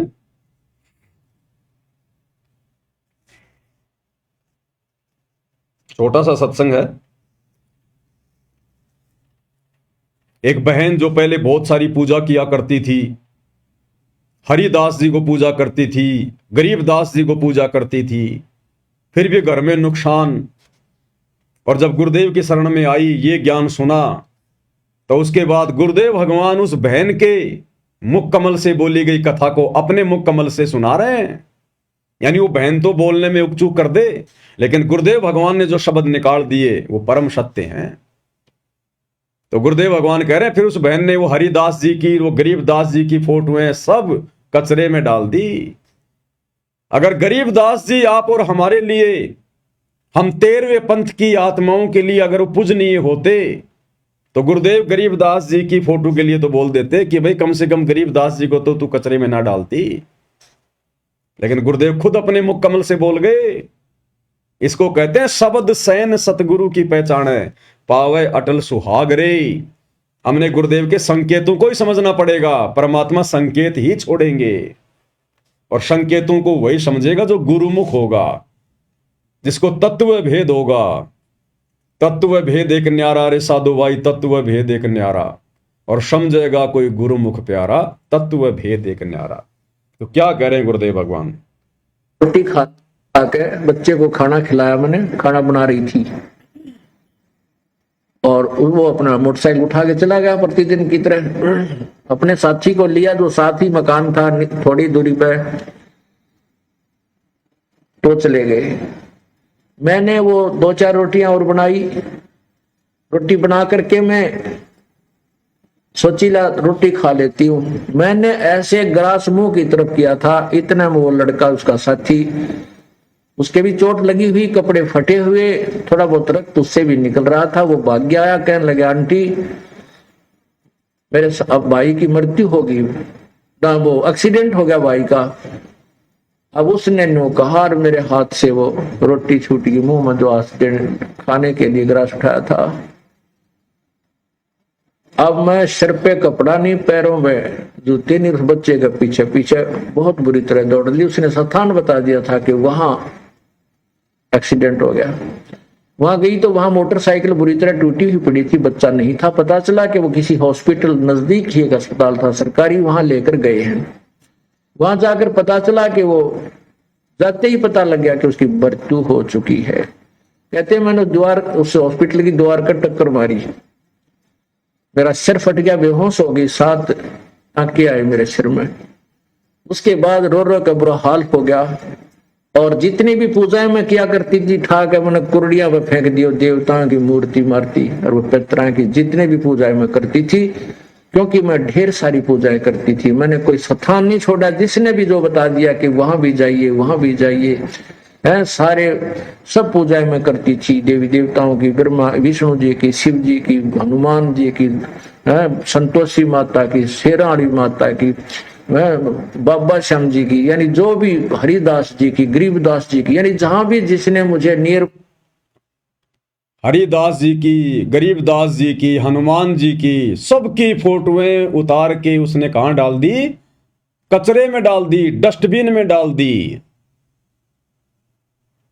अगर गरीबदास जी आप और हमारे लिए यदि पूजनीय होते, यदि गरीबदास जी की पूजा करनी होती, उनकी फोटो दरबार में रखनी होती, यदि उनका बोध दिवस मनाना होता, तो गुरुदेव भगवान यहां ये संकेत ना करते। गरीबदास जी की, हरिदास जी की, सबकी फोटो उसने कहा डाली? कचरे में। तो बताओ भाई और बहनों, आप और हम क्या पूज रहे हैं फिर वर्तमान में? फिर आप और हम किस गरीबदास जी का बोध दिवस मना रहे हैं? क्यों मना रहे हैं? जब तक ज्ञान नहीं, इसलिए मना रहे हैं। ये सत्संगों में परमात्मा ने सारे भेद दे रखे, सारे भेद। खुल के नहीं कहेगा परमात्मा कि बस एक मेरी पूजा करो, बाकी सबको छोड़ दो। और वाणी में कह दिया कि एक के सादे सब सदे, सब सादे सब जाए, और माली सींचे मूल को फले फूले अगाए। और स्पष्ट कर दिया, गुरु समान नहीं दाता रे जग में, गुरु समान नहीं दाता। अब इससे ज्यादा और क्या कहेंगे? हम जानवर नहीं है जो खुल के बताएंगे, नाक में नाथ डाल के समझाएंगे। ये तत्व ज्ञान इसीलिए दिया है और मनुष्य जन्म इसीलिए दिया है ताकि हम संकेतों को समझ जाएं। तो क्या कह रहे हैं गुरुदेव? हरिदास और गरीबदास जी की फोटो भी उस बहन ने कहां डाली? कचरे में। इसी प्रकार वो दाढ़ी मूछ वाली, वो कबीर जी की समझे जाने वाली नकली फोटो, इन सब का स्थान कहां है? वो कचरा। दास ने आज से 2-3 साल पहले कहा था, जब हिसार जेल से ये पूज्य गुरुदेव भगवान के नाम से ऑडियो वीडियो आनी शुरू हुई थी, तो दास ने कहा था कि इन वीडियो पर कुत्ते पेशाब करते हैं, कुत्ते। तो एक भाई था जयपुर का, बड़ा आग बबूला हो गया, जैसे सारा ज्ञान उसी को समझ में आ गया हो, और उस बात को लेके वो 10-20 सत्सेवकों को तोड़ के ले गए अपने साथ मैनेजमेंट में कि ये तो गुरु जी की फोटो के ऊपर कहता कि कुत्ते मूतते हैं। अरे भैया, कलयुग की पिछली पीढ़ी है, एआई का जमाना है। दास 1-2 दिन में वीडियो बना के समझाएगा किस प्रकार से वर्तमान में हिसार जेल से ये जितने भी जो फर्जी आदेश आ रहे हैं, ये सब गुरु जी के एआई वीडियो बनाए जा रहे हैं। AI आवाज आ रही है, कोई सत्यता नहीं है। बचाव का एक ही तरीका है, केवल गुरुदेव के ज्ञान को आधार बनाकर भक्ति की जाए। इन ऑडियो वीडियो के चक्कर में नहीं गुरुजी लाइव आ रहे हैं, जेल से लाइव आ रहे हैं, आ रहे हैं नहीं आ रहे हैं, हमारे लिए वर्तमान में कोई औचित्य नहीं है सिवाय उनके सत्संगों के अलावा। तो गरीबदास जी की फोटो को गुरुजी कह रहे कचरे में, और ये बात यदि मैं बोल देता तो पता नहीं क्या फिर ये लोग बवाल उठा देते। लेकिन यहां तुम्हारा बाप सतगुरु रामपाल जी भगवान साथ साथ में प्रमाण देते हैं। ये दास अगर कुछ बोल भी जाता है ना, तो परमात्मा 2-3 महीने बाद में अपने सत्संग में उसका प्रमाण दे देते हैं कि ये नहीं बोलता, इसको मैंने बुलवाया था। तो क्या कह रहे हैं परमात्मा? हरिदास जी की, गरीबदास जी की, सबकी फोटोओं को कचरे में डालने की बात कर रहे हैं। मारती और वो पितरा की जितने भी पूजाएं मैं करती थी, क्योंकि मैं ढेर सारी पूजाएं करती थी, मैंने कोई स्थान नहीं छोड़ा। जिसने भी जो बता दिया कि वहां भी जाइए वहां भी जाइए, है सारे सब पूजाएं मैं करती थी। देवी देवताओं की, ब्रह्मा विष्णु जी की, शिव जी की, हनुमान जी की, संतोषी माता की, शेराणी माता की, बाबा श्याम जी की, यानी जो भी हरिदास जी की, गरीबदास जी की, यानी जहां भी जिसने मुझे नियर बाई बताया मैं उड़े जाया करती कि हे भगवान मेरे बच्चे की लंबी आयु देना। परमात्मा कहते हैं अय कि जो खावे ताको, जो भक्षक ताको विश्वासा, और जो रक्षक उसते ये फिरे उदासा। जो इनको खाता है, जो भक्षक है, उसको तो ये भगवान मान रहे हैं काल को तो, और जो रक्षक है कबीर परमात्मा, उससे उदास फिरते हैं, कहते ना तू भगवान नहीं। तो सुन लिया भाई और बहनों, पूज्य गुरुदेव भगवान के मुख कमल से दास अपनी तरफ से कुछ नहीं बोलता है, या जो भी परमात्मा बुलवाते हैं अपनी सत्य प्रेरणा के आधार से बुलवाते हैं, और समय आने पर परमात्मा फिर उसका प्रमाण भी देते हैं। अब कई जो नए नए भगत भाई बहन होते हैं इस ज्ञान को इतना समझ नहीं पाते। जो लोग ज्यादा शाणे हैं, चतुर हैं, उनको भ्रमित कर देते हैं। वो कहते हैं फिर गुरुजी क्यों पूजा करते थे दाढ़ी मूंछ वाले कबीर जी को? गुरुजी क्यों उसका प्रगट दिवस मनाते थे? गुरुजी भी तो गरीबदास जी का बोध दिवस मनाते थे आश्रम में। भाई आप और हम गुरुजी नहीं हैं, वो काम गुरुजी किया करते थे। आप और हम जीव हैं। इस 21 ब्रह्मांड के जो कर्म है आप और हमारे ऊपर लागू हैं, गुरु के ऊपर लागू नहीं है। परमेश्वर अपनी वाणी में कहते हैं शिष्य पूजे गुरु आपना। ये जो शिष्य होता ना, उसने केवल अपने गुरु की ही पूजा करनी चाहिए। शिष्य पूजे गुरु आपना, और गुरु पूजे सब साध। और जो गुरु होता है वो सबकी पूजा करेगा। गरीबदास जी को भी पूजेगा, कबीर जी को भी पूजेगा, मुनिंद्र को भी पूजेगा, अपने गुरु को भी पूजेगा, सबको पूजेगा। तो कहते हैं शिष्य पूजे गुरु अपना। शिष्य का धर्म केवल यही है, अपने गुरु की पूजा करे और किसी की ना करे। और गुरु पूजे सब साध, क्योंकि गुरु ने तो आपको भक्ति समझानी है, आपको भक्ति मार्ग पर लगाना है। गुरु के ऊपर कोई काल का नियम, कोई कर्म लागू नहीं है। वो केवल नियमों में रहने की भूमिका करता है। तो उसने तो हमारे को सभी महापुरुषों की वाणियां समझानी है, ज्ञान समझाना है। गुरु तो सबका ही जो है वो पूजा पाठ करेगा, जो मर्जी करेगा।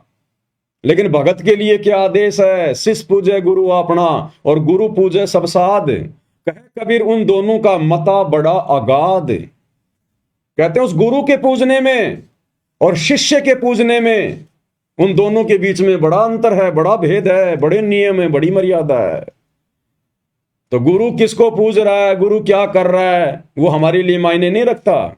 हमने गुरु की जो करनी है उसको देख के नहीं चलना। गुरु की जो कथनी है, गुरु ने जो कथनी, जो कथ दी अपने सत्संगों के माध्यम से, हमने उसको आधार बना के चलना है, उसको भक्ति करनी है। तो गुरु ने कह दिया सब साधे कि भाई, मालिक की जो वाणी है कि एक के साधे सब सदे और सब साधे सब जाए, और माली सींचे मूल को फले फुले गाए। तो हमने केवल एकमात्र अपने गुरुदेव की ही पूजा करनी है, उन्हीं को साधना है। उनकी साधना में, उनकी पूजा में सबकी पूजा आ गई। अगर हम पेड़ की, अगर हम जड़ की पूजा करेंगे, जड़ में अगर हम खाद डालेंगे, पानी डालेंगे, तो वो खुराक पूरे पेड़ को जाएगी। हमने अलग से टहनियों को खाद देने की जरूरत नहीं है, और जो टहनियों को खाद देगा लोग उसको मूर्ख कहेंगे। हमने उनकी पत्तियों में खाद डालने की जरूरत नहीं, पानी डालने की जरूरत नहीं है। अगर कोई डालता है तो उसको लोग मूर्ख कहेंगे। उस पेड़ की जड़ में ही हमने पानी डालना होगा, खाद डालनी होगी, और कहीं नहीं। तो इसी प्रकार यदि हमने भक्ति पर सफल होना है, मोक्ष प्राप्त करना है, तो एकमात्र जो भक्ति की जड़ है, जो भक्ति का मूल है, सतगुरु, हमने केवल उन्हीं की पूजा करनी है, उन्हीं की सेवा करनी है। अन्य ना गरीबदास जी की, ना दाढ़ी मूछ वाले कबीर जी की, ना हमारे दादा गुरु जी की, ना पंडित जो है चिदानंद जी की, ना किसी और की। उन महापुरुषों की वाणियां यदि हमारे लिए उपयोगी हैं, भक्ति में सहयोगी हैं, तो हमने उनकी वाणियों का सहारा लेना है, उनकी फोटोओं का सहारा नहीं लेना। उनके जन्मदिन और उनके वो प्रकट दिवस और उनके वो बोध दिवस नहीं मनाने हमने, अन्यथा फेल हो जाएंगे फिर भक्ति मार्ग पर। तो परमेश्वर कहते हैं, जो पतिव्रता पति से राती, आन पुरुष ना भावे। हमने भी उसी पतिव्रता स्त्री की तरह भक्ति मार्ग पर पतिव्रता आत्मा का रोल निभाना है। अपने गुरु के अलावा हमने शौपन में भी किसी और अन्य देव या महापुरुष या साधु संत की तरफ आंख उठा के भी नहीं देखना। एक बात बताइए, जब हम भाई बहन नाम उपदेश लेते हैं, तो आजकल तो पता नहीं ये आश्रम वाले नियम बताते हैं कि नहीं बताते हैं, लेकिन जब हमने सतलोक आश्रम बरवाड़ा से नाम उपदेश लिया था, और वैसे भी जब हम डीवीडी से नाम उपदेश जब हम लेते हैं, तो गुरुदेव भगवान उसमें बताते हैं कि बच्चों, अब आपने घर पर जाकर केवल अपने परमात्मा की फोटो दरबार में रखनी है। उस दरबार में अन्य किसी भी साधु संत महात्मा की फोटो नहीं रखनी। बोलते कि नहीं बोलते गुरुजी कि आपने दरबार में अब अन्य किसी देवी देवता या साधु संत महात्मा की फोटो नहीं रखनी है। तो गरीबदास जी कौन है? अन्य साधु संत हैं, अन्य महात्मा हैं। वो 12वें पंथ के गुरु थे। अब 12वें पंथ के गुरु की फोटो हम अपने गुरु जी के बराबर में क्यों रखें? हमारे गुरु जी तो 13वें पंथ के गुरु हैं ना, हम 12वें पंथ के पंथी, हम तो 13वें पंथ के पंथी हैं। जब हमारा गुरु ही अलग है तो हम उनकी फोटो क्यों रखें? तो गुरुदेव ने तो स्पष्ट कर दिया, संकेत कर दिया कि बच्चों, दरबार में अन्य किसी भी देवी देवता और साधु संत महात्मा की फोटो नहीं रखनी। तो गरीबदास जी संती तो थे 12वें पंथ के, हमारे दादा गुरु जी संती तो थे, पंडित चिदानंद जी संती तो थे, कबीर जी की दाढ़ी मूछ वाली फोटो वो नकली फोटो, वो भी एक संत के रूप में थे, संत की भूमिका में थे, हम क्यों रखें? वर्तमान में जो महापुरुष आया हुआ है, जो हमारे गुरु हैं, जो हमें हर प्रकार से भक्ति दे रहे हैं, मर्यादाओं का पाठ पढ़ा रहे हैं, हमारे 100 काम कर रहे हैं, तो हमने तो उनके गुणगान गाने पड़ेंगे ना, उनकी महिमा करनी पड़ेगी, उनकी भक्ति करनी पड़ेगी, उनकी पूजा करनी पड़ेगी, उन्हीं को प्रथम महत्व देना पड़ेगा। अगर हमने जरा भी किसी और का बोध दिवस मना लिया, जन्मदिन मना लिया, कोई प्रकट दिवस मना लिया अपने गुरुदेव के अलावा, तो जिस प्रकार वो व्यक्ति जिसकी पत्नी उसके अलावा किसी और से भी संपर्क करती है या हंसी मजाक भी अगर करती है, और अगर वो देख लेगा तो वो उसको अपने दिल से उतार देता, दिल से। तो भाई, अगर सतगुरु के दिल से उतरना है तो पूजो सबको, 2 4 5 10 आसपास के गांव के साधु संत महात्माओं की फोटो भी रख लो। और अगर गुरु को प्रसन्न करना है, मोक्ष प्राप्त करना है, तो भाई केवल अपना गुरु और दूसरा कोई नहीं। तो मालिक कहते हैं, जो पतिव्रता पति से राती, आन पुरुष ना भावे, और बसे पीहर में सुरत प्रीत में न्यू कोई ध्यान लगावे। और उसके बाद चिंतन भी केवल अपने प्रीतम का, केवल अपने गुरुदेव का, अपने भगवान का। वो बहन बेटी जिसकी शादी होती है, फिर जब वो वापस अपने पीहर आती है तो रहती अपने माता पिता के पास है, काम धंधा भी करती है, लेकिन उसकी सुरती पल पल अपने पति में रहती है, अपने ससुराल में रहती है। वहीं पर मेरा पति क्या कर रहा होगा, कैसे खा रहा होगा, कैसे रह रहा होगा, वो चिंतन मनन हमेशा अपने पति का ही करती रहती है, मनी मन में। तो इसी प्रकार हमने पतिव्रता पद पर तो आना ही आना है, हमने अन्य किसी का चिंतन मनन भी नहीं करना। अब इन आश्रमों में जब गरीबदास जी का बोध दिवस मनाते हैं तो किसका चिंतन मनन करते हो भाई? गरीबदास जी के नाम से तुम वो दिन मना रहे हो, वो प्रोग्राम कर रहे हो, तो वो दिन तो जो है गरीबदास जी का हो गया। कि भगत जी आज क्यों आए, आज क्या, अरे आज गरीबदास जी का बहुत दिवस है, बंदी छोड़ का गरीबदास जी का। वो गरीबदास जी का चिंतन मनन हो गया। गुरु चाहे हमें लाख गरीबदास जी की वो कथा सुनाए, वो हमें गुरु समझा रहा है, लेकिन हमने गरीबदास जी का बोध दिवस नहीं मनाना। नहीं तो फिर ये वैश्या भक्ति में आ जाएगा, व्यभिचारणी भक्ति में आ जाएगा। गरीबदास जी का 12वां पंथ था और 12 पंथ चलाए थे काल ने। भले ही परमात्मा अपना रूप चेंज करके और गरीबदास जी के रूप में आए, लीला की, लेकिन वो पंथ तो काल का ही था। हम 13वें पंथ के पंथी हैं, हमें 12वें पंथ के गुरु से कोई लेना देना नहीं। और वैसे तो ज्ञान तो गुरुदेव कहते हैं अगर हमारे को अगर गधे से भी मिल जाए तो भी ले लेना चाहिए। गरीबदास जी की तो बात ही अलग है। अगर कोई अच्छी शिक्षा, अच्छा ज्ञान यदि हमें नकली संतों से मिल जाए तो वो भी ले लेना चाहिए, लेकिन नकली संतों की फिर पूजा थोड़ी करने लग जाएंगे, उनका बोध दिवस थोड़ा ना मनाने लग जाएंगे हम। ऐसे तो फिर ना जाने परमात्मा कितने रूप में भिन्न भिन्न आए। फिर तो सतयुग में यही कबीर भगवान है, जिसको मान रहे हो कि वे 650 साल पहले आए थे कबीर जी, दाढ़ी मूंछ वाले, जिनकी तुम फोटो रख रहे हो, कबीर प्रकट दिवस मना रहे हो, तो वही कबीर जी तो द्वापर में भी आए थे करुणामय ऋषि के रूप में। बना लो एक फोटो, क्या जाता है तुम्हारा। वैसे भी तुम आजकल सारी फोटो एआई से बना रहे हो। जब से हम सत्सेवकों ने दाढ़ी मूंछ वाले नकली कबीर की फोटो फाड़ी है, तुम आश्रम वालों ने एआई से लंबी लंबी दाढ़ी मूंछ वाले गोरे गोरे से कबीर जी बना लिए, तो एक करुणामय जी भी बना लो।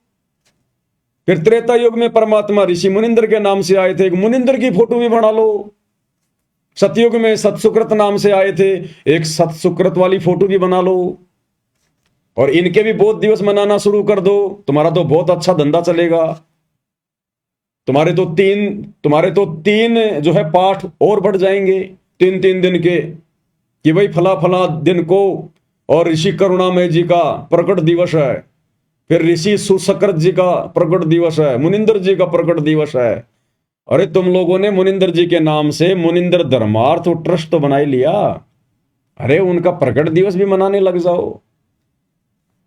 और उससे भी जी ना भरे तो मुनिंदर जी का निर्वाण दिवस, सतसुकृत जी का निर्वाण दिवस, करुणामय जी का निर्वाण दिवस, वो भी मनाने लग जाओ। तो ये व्यभिचारणी भक्ति है, वैश्या भक्ति है, इससे गुरु प्रसन्न नहीं होगा।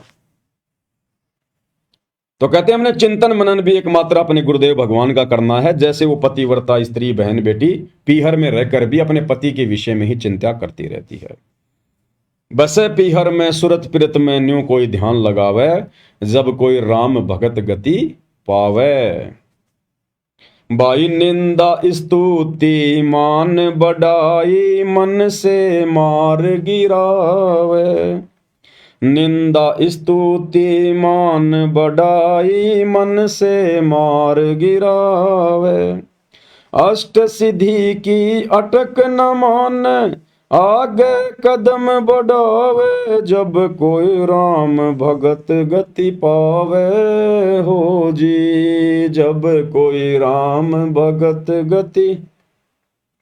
निंदा स्तुति मान बढ़ाई, मन से मार गिरावे। निंदा यानी हमने भूलकर भी किसी की निंदा नहीं करनी है, किसी की चुगली नहीं करनी है, पीठ पीछे किसी के बारे में वो बातें नहीं कहनी जो बातें हम उसके मुंह पर कहने से जो है शर्माते हैं या फिर हम डरते हैं। अगर कहना है तो किसी के सामने कहो, किसी के मुंह पे कहो। जो बातें हम किसी के सामने कहने की हिम्मत नहीं कर सकते, पीठ पीछे भी मत कहो, अन्यथा वो फिर निंदा में आएगी कि वो ऐसा बोल रहा था, उसने ये कर दिया, उसने वो कर दिया। हाँ, अगर कोई सत्य बात है तो वो चाहे पीठ पीछे कहो, वो निंदा चुगली में नहीं आती। चोर को चोर कहना चाहे पीठ पीछे कह दो चाहे सामने से कह दो, वो निंदा चुगली में नहीं आती। परमात्मा कहते हैं, वाणी है परमपिता परमेश्वर जी की, कि साचा शब्द कबीर का प्रकट किया जगमाही, और जैसे को तैसा कहे सो तो निंदा नहीं। अगर कोई भगत है, भक्ति मार्ग के विपरीत जा रहा है, भगत भाई बहनों को भ्रमित कर रहा है, तो उसके बारे में, उसकी गलतियों के बारे में अन्य भगत भाई बहनों को बताना, समझाना, वो निंदा चुगली में नहीं आता। जैसे दुनिया भर के साधु संत महात्मा नकली, गुरुदेव भगवान इनकी खाल उतारते हैं ज्ञान आधार से, वो निंदा चुगली नहीं है। ये सतलोक आश्रम वाले गुरुदेव के बेटा बेटी भाई बंधु रिश्तेदार सारे भक्ति विरुद्ध कुकर्म कर रहे हैं, हम इनके ऊपर वीडियो बनाते हैं, ये निंदा चुगली में नहीं आता है। निंदा चुगली वो है जब आप किसी से राग द्वेष ईर्ष्या करके, आप किसी से जलन करके और व्यर्थ में उसके खिलाफ भोगते हो, तो वो भगत ने नहीं करना चाहिए। उससे भगत का भी अंतःकरण जो है मैला होगा और भक्ति का भी नाश होगा। स्तुति, अगर हमारी कोई मान बड़ाई कर रहा है, हमारी कोई महिमा कर रहा है, हमारे बारे में मीठे मीठे गीत गा रहा है, और यदि हमें सुनने को मिल गए या किसी के माध्यम से सुनने को मिल गए, तो हमने किसी की उस स्तुति से हमने गुबारी की तरफ फूलना नहीं है। हमने अपने अंदर मान बड़ाई पैदा नहीं करनी है। जैसे कोई किसी के गले में माला डालता है, फिर वो बड़ा खुश होता है, प्रसन्न होता है, उसके नाम के जयकारे लगते हैं, या कोई किसी के बारे में ऊंची ऊंची बढ़ा चढ़ा के बातें करता है। तो इसी प्रकार हमारी चाहे कोई कितनी ही बड़ाई क्यों ना करे, अगर हमने कोई अच्छा काम किया है, उसकी भी अगर हमारी कोई बड़ाई कर रहा है, तो भी हमने उस बड़ाई को अपने ऊपर नहीं लेना कि नहीं, जो भी कुछ कर रहे हैं मेरे गुरुदेव भगवान कर रहे हैं, आज उनकी रजा से ही सब कुछ हो पा रहा है, मेरी 2 कोटि के जीव की क्या औकात है। तो अगर हमारी कोई स्तुति कर रहा है, कोई महिमा कर रहा है, हमें कोई इज्जत दे रहा है, तो हमने गुबारी की तरफ फूलना नहीं है कि मेरी कोई औकात नहीं। अगर मैंने ये अच्छा काम किया है तो मेरे गुरुदेव भगवान के आशीर्वाद से, उनका ज्ञान लेने के बाद किया है, तो सारा का सारा जो क्रेडिट है, जो श्रेय है, मेरे पूज्य गुरुदेव जी को जाता है। तो हमने किसी के द्वारा की गई जो स्तुति है उससे भी हमने प्रसन्न नहीं होना है। निंदा स्तुति मान बढ़ाई, मान बढ़ाई, हमने मान बढ़ाई में नहीं आना बिल्कुल भी, अहंकार में नहीं आना बिल्कुल भी, हमने ऊपर मुंह करके नहीं चलना, अपने अंदर अहंकार भाव पैदा नहीं करना। 2 कोटि के जीव हैं, हमारी औकात क्या है गुरुदेव ने सृष्टि रचना सुनाकर बता दी। तो हमने अपनी औकात में रहना है। मन से मार गिरावे, यानी हमने इनके निकट भी नहीं जाना है। कोई हमारे बारे में चाहे अच्छे गीत गाए, चाहे कोई बुरे गीत गाए, वो अच्छे बुरे गाने वाला जाने, हमने तो सहज भाव में, आधीन भाव में, दास भाव में रहना है। अष्ट सिद्धि की अटक न माने, आगे कदम बढ़ावे। अष्ट सिद्धि और 9 निधि। अष्ट सिद्धि यानी चाहे कितनी कोई सिद्धियां, चाहे हमारे अंदर चाहे कोई वचन सिद्धि, कोई शब्द सिद्धि क्यों ना आ जाए, पहली बात तो हमने उनका प्रयोग हमने करना ही नहीं है। हमने तो जो मर्यादा गुरुदेव ने बता दी, जो नियम बता दिए, उस आधार से अपनी भक्ति करनी है। हमने बिल्कुल भी ना कोई इच्छा करनी है, चाहे परमात्मा हमारे ऊपर कितना ही धन क्यों ना बरसा दे, हमने कोई अहंकार भाव में नहीं आना है। बिल्कुल सिंपल तरीके से हम एक भगत हैं, बस एक जीव हैं, और हमारा एक ही टारगेट है, यहां से छुटकारा प्राप्त करना, अपना आत्म कल्याण करवाना। तो चाहे अष्ट सिद्धि आओ, चाहे 9 निधि आओ, चाहे परमात्मा धन बरसाए, चाहे गरीबी में रखे, चाहे हमारी कोई बढ़ाई करे, चाहे बेइज्जती करे, चाहे कोई निंदा करे, हमने हर प्रकार से जीवित मरने वाली रिहर्सल करनी है। जीवित मरने वाली, जब आदमी मर जाता है तो मरने के बाद कोई रो रहा है, कोई उसके अच्छे कर्मों की उसकी बढ़ाई कर रहा है कि बड़ा अच्छा आदमी था, इतने अच्छे अच्छे काम किए इसने, कोई रो रहा है कि हाय मेरा बेटा मर गया, मेरा बाप मर गया। साइड में 2-4 कोई मेरे जैसे कोई गालियां भी निकालते रहते हैं कि अच्छा हुआ मर गया, निकम्मा आदमी, एक धेले का नहीं था। तो वो मरने वाला कोई प्रतिक्रिया नहीं देता है, चाहे कोई उसके अच्छी गीत गाओ, चाहे बुरे गीत गाओ, वो तो मुंह फाड़ के पड़ा है। तो इसी प्रकार परमेश्वर कहते हैं जीवित मरना वही है, यो गुरु ज्ञान विज्ञान वाणी, जीवित ही जग में मरो, कि वास्तव में तत्व ज्ञान को समझना और अपने गुरुदेव के वचनों पर चलना, उनकी वाणियों पर चलना, असल में यही है कि तुम जीवित मर जाओ। और जिस दिन भगत ने अपने आप को जीवित मरना समझ लिया, जीवित मरा हुआ मान लिया, समझ लिया, उस दिन परमात्मा फिर हमारे ऊपर रजा करेंगे, दया करेंगे। फिर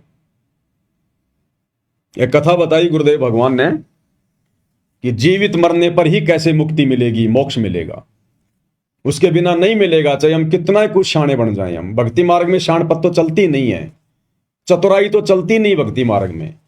या तो भोला बन के, दास बन के, अधीन बन के, पागल सा बन के, मूर्ख सा बन के, तब हम यहां से मोक्ष प्राप्त कर सकते हैं। तो गुरुदेव ने बताया कि एक सेठ जी था, एक तोता पकड़ के ले आया, पिंजरे में डाल दिया और काफी दिन हो गया। अब तोता भी काफी प्रयास कर रहा था, लेकिन पिंजरा तोता कैसे तोड़े। अब सेठ जी था सत्संगी आदमी, अब तोते ने दिमाग लगाया, तोते ने दिमाग लगाया। तो जब सेठ सह परिवार सत्संग सुनने जाने लगा तो तोते ने कहा कि सेठ जी एक प्रार्थना है, बता भाई। गुरुदेव से मेरी अर्ज करना, मेरी प्रार्थना करना कि गुरुदेव ऐसे ऐसे मेरे घर पर एक तोता है और उसने ये पूछा है कि मेरी मुक्ति कैसे होगी। तो बोला ये तो कोई बड़ी बात नहीं, मैं पूछ दूंगा गुरुजी से। चले गए, सत्संग सुना। आते समय सेठ जी को ध्यान आया कि तोते राम ने प्रार्थना की थी। गुरुदेव के पास गया, सारी बात बताई। अब जब वो तोते वाली बात बता रहा था सेठ जी अपने गुरुजी से, उसी समय गुरुजी एकदम चक्कर खा के गिर गए, बेहोश हो गए। अब सेठ जी ने देखा भाई ये तो गुरुजी मर गए, तेरे ऊपर हत्या का मुकदमा लगेगा। चुपचाप निकल लिया वहां से। घर पे आया, तोते ने पूछा सेठ जी मेरी प्रार्थना लगाई गुरुदेव से। सेठ ने कहा निकम्मे, काहे की तेरी प्रार्थना, मरवा देता तू मेरे को। क्या हुआ? बोला जब मैंने तेरी प्रार्थना गुरुजी से लगाई ना कि गुरुजी हमारे घर ऐसे ऐसे तोता है और पिंजरे में रहता है, और उसने कहा कि गुरुजी से प्रार्थना करना कि मेरी मुक्ति कैसे हो, इस पिंजरे से मेरी मुक्ति कैसे हो। तो नालायक उसी समय गुरुजी तो चक्कर खा के गिर गए, नीचे बेहोश हो गए। मैं तो आ गया, शुक्र मना किसी ने देखा नहीं तो हत्या का मुकदमा मेरे ऊपर लग जाता। अब उस संदेश को, गुरुजी के संकेत को वो सेठ नहीं समझ पाया, लेकिन तोता समझ गया। तोता समझ गया कि अगर इस पिंजरे से मुक्ति प्राप्त करनी है तो क्या करना होगा। रात हुई, सबने खाना वाना खा गए, सो गए। सुबह सेठ जी उठे, गए उस कमरे में तो देखा कि तोता तो पिंजरे में गर्दन डाल के नीचे पड़ा हुआ है। सेठ जी ने हिला हिला के देखा डंडे से पिंजरे में, तोता कोई प्रतिक्रिया नहीं दे रहा। सेठ जी ने ताली वाली बजाई, तोता कोई प्रतिक्रिया नहीं दे रहा। तो सेठ जी ने सोचा कि हिला रहा हूं, हिल नहीं रहा, ताली बजा रहा हूं, कुछ प्रतिक्रिया नहीं दे रहा, मर गया। और वैसे भी आजकल सेठ जी ने सोचा कि आजकल ये पक्षियों के अंदर रोग आ रहा है, कहीं ऐसा ना हो कि घर में और बैक्टीरिया फैल जाएं। जल्दी से उसने वो पिंजरा खोला और तोते को बाहर निकाला। और जैसे ही पिंजरा खोल के तोते को बाहर निकाला, तोताराम फर से उड़ गया, क्योंकि तोते ने गुरु का संकेत समझ लिया कि बेटा अगर तुझे उस पिंजरे से मुक्ति प्राप्त करनी है, इस काल के 21 ब्रह्मांड रूपी पिंजरे से अगर तूने मुक्ति प्राप्त करनी है, तो बेटा तूने जीवित मरना पड़ेगा। और वो तोता जीवित मरने की एक्टिंग करने लगा। तो उसके मालिक ने देख लिया कि ये तो मर गया, अब मेरे किसी काम का नहीं है, कोई नई कोई बीमारी फैलाएगा, उसको पिंजरे से बाहर कर दिया। तो इसी प्रकार जब हम जीवित मर जाएंगे, संसार से उल्टा हट जाएंगे, ना कोई नाचना, ना गाना, ना बजाना, ना कोई ब्याह शादी, ना कोई डीजे, ना भात, ना छूचक, ना लेन ना देन, ना ब्याह शादियों में कोई आडंबर, ना कोई राजनीति, ना कोई पाखंड, ना कोई समाज के साथ में यारी दोस्ती रिश्तेदारी, सादा खाना, सादा रहना, ना कोई चटपटा आहार करना, ना मन में कोई इच्छा, कोई डिमांड, ना कोई कार कोठी की इच्छा, ना कोई बड़ी नौकरी की इच्छा, ना बच्चों को MBBS बनाने की इच्छा, ना ऊंची ऊंची कॉलेजों में कोई पढ़ाने की इच्छा, ना कोई फार्म हाउस लेने की, ना कोई जमीन लेने की, ना कोई प्लाट खरीदने की, ना कोई बिल्डिंग पे कोई बिल्डिंग बनाने की कोई इच्छा नहीं कि जो राख्यूं तो ही रहूं, जो देवो सो खाऊं, और खाने जाद खरीद हूं गुलाम तुम्हारा। जब इस भाव में आ जाएंगे हम, जीवित ही मरने की रिहर्सल में आ जाएंगे, तो भला फिर हम इस काल के किस काम के। भाई हमारे सूक्ष्म शरीर में फिर काल के लिए खुराक तैयार होगी नहीं। खुराक तैयार जब होगी जब हम संसार वाले सारे काम करेंगे, चटपटा खाएंगे, बाहर का खाएंगे, विषय वासनाओं में हम पड़े रहेंगे। हम काल के मतलब के तब हैं जब हम यहां पर सारे उल्टे काम करेंगे, तभी तो हमारे सूक्ष्म शरीर में वासना जमा होगी। और जब हम जीवित ही मर गए, अपने गुरुजी के वचन पर रुक गए, काल के लिए सूक्ष्म शरीर में कोई वासना जमा हो ही नहीं रही, कोई खाना खुराक जमा हो ही नहीं रही, तो काल फिर क्या करेगा? काल छोड़ देगा कि ये मेरे काम का नहीं है, ये मर गया, बेकार आदमी है। और उस बेकार को ही फिर गुरु पकड़ेगा कि अब ये मेरे काम का है। जिसको काल ने बेकार समझ के छोड़ दिया वो सतगुरु के मतलब का होता है। काल को चाहिए विकारी और सतगुरु को चाहिए निर्विकारी। तो काल हमें कब छोड़ेगा? जब हम निर्विकारी हो जाएंगे। तो काल हमारे को निर्विकारी समझकर कि मेरे को तो विकारी अंश चाहिए, मैं क्या करूंगा, इसका ही किसी काम का नहीं। अरे जिस मक्का के सारे दाने निकाल लिए गए हो उस मक्का को कोई सेकता है क्या? उस मक्का को कोई आग में कोई पकाता है क्या? तो जब हम जीवित मर जाएंगे, सारे विकार हमारे समाप्त हो जाएंगे, तो काल हमें तपतशिला पर भून कर क्या निकालेगा? फिर वो हंस परमात्मा के काम आता है। निर्विकारी हंस फिर परमात्मा के काम आता है। विकारी काम आता है काल के और निर्विकारी परमात्मा के। फिर परमात्मा ले जाएगा उसको फिर। तो इस प्रकार हमने इस प्रकार से यहां देखो, बार बार गुरु जी हमें यही तो संकेत कर रहे हैं कि बच्चों मत देखो संसार को, संसार की तरफ देखना बंद कर दो, अपने परमात्मा के चरणों से चिपट जाओ। तो क्या संकेत है ये कि जीवित मर लो। ये बकवादे करते तो असंख्य जन्म हो गए, तुमने क्या प्राप्त किया तुम्हें याद भी नहीं है। तो कितनी बार राजा बन लिया पूरे देश का, है? जहां तू हाथ रख दे वही जमीन वो तेरी हो जाती थी। आज तू 100 गज के प्लाट के लिए मारामारी करता फिर रहा है। तो गुरुदेव ज्ञान देकर ये तो समझाते हैं कि जीवित मर ले रे मनवा। तो गुरुदेव कह रहे निंदा स्तुति मान बढ़ाई मन से मार गिरावे, अष्ट सिद्धि की अटक न माने आगे कदम बढ़ावे। जब कोई राम भगत गति पावे हो जी। आशा नदी उलट के डाट आडा बांध लगावे। आशा नदी उलट के डाट आडा बांध लगावे। भव जल खार समुद्र में फिर बहुर न खोड़ मिलावे। जब कोई राम भगत गति पावे हो जी। जब कोई राम भगत गति पावे हो जी। आशा नदी उलट के डाटे, ये मन में उठने वाली इच्छाएं आशाएं, ये कर लूं वो कर लूं, बेटा पढ़ा दूं, नौकरी लगा लूं, कोठी बना लूं, एक प्लॉट ले लूं, ये तरह तरह की जो मन में उठने वाली इच्छाएं, परमात्मा कहते हैं इनको रोके, उलट के डाटे, परमात्मा के ज्ञान आधार से इन पे रोक लगावे और आडा बांध लगावे। इस तत्व ज्ञान का आडा बांध लगावे। जैसे नदी के बीच में बांध बना दिया जाता है तो पानी वहीं रुक जाता है।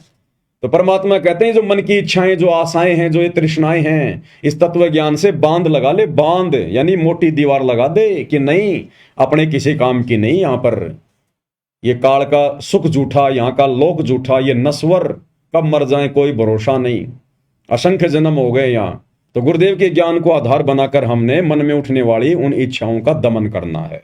आशा नदी उलट के डाटे आडा बांध लगावे और भवजल खार समुद्र में फिर बहुर ना खोड़ मिलावे।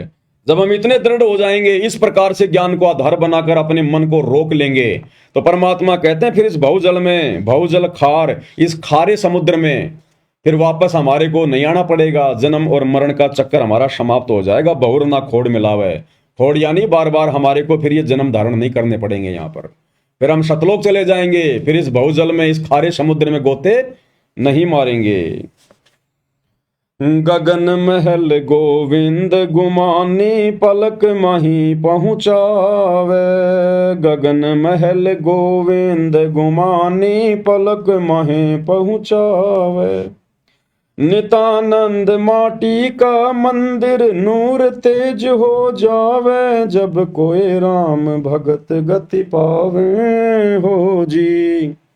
अब यहाँ पर जो नितानंद जी हैं वो अपने गुरुदेव की, गुमानी दास जी की महिमा कर रहे हैं। और वैसे देखा जाए तो भाई और बहनों, ना तो महिमा के योग्य नितानंद जी हैं, ना उनके गुरु गुमानी दास जी हैं।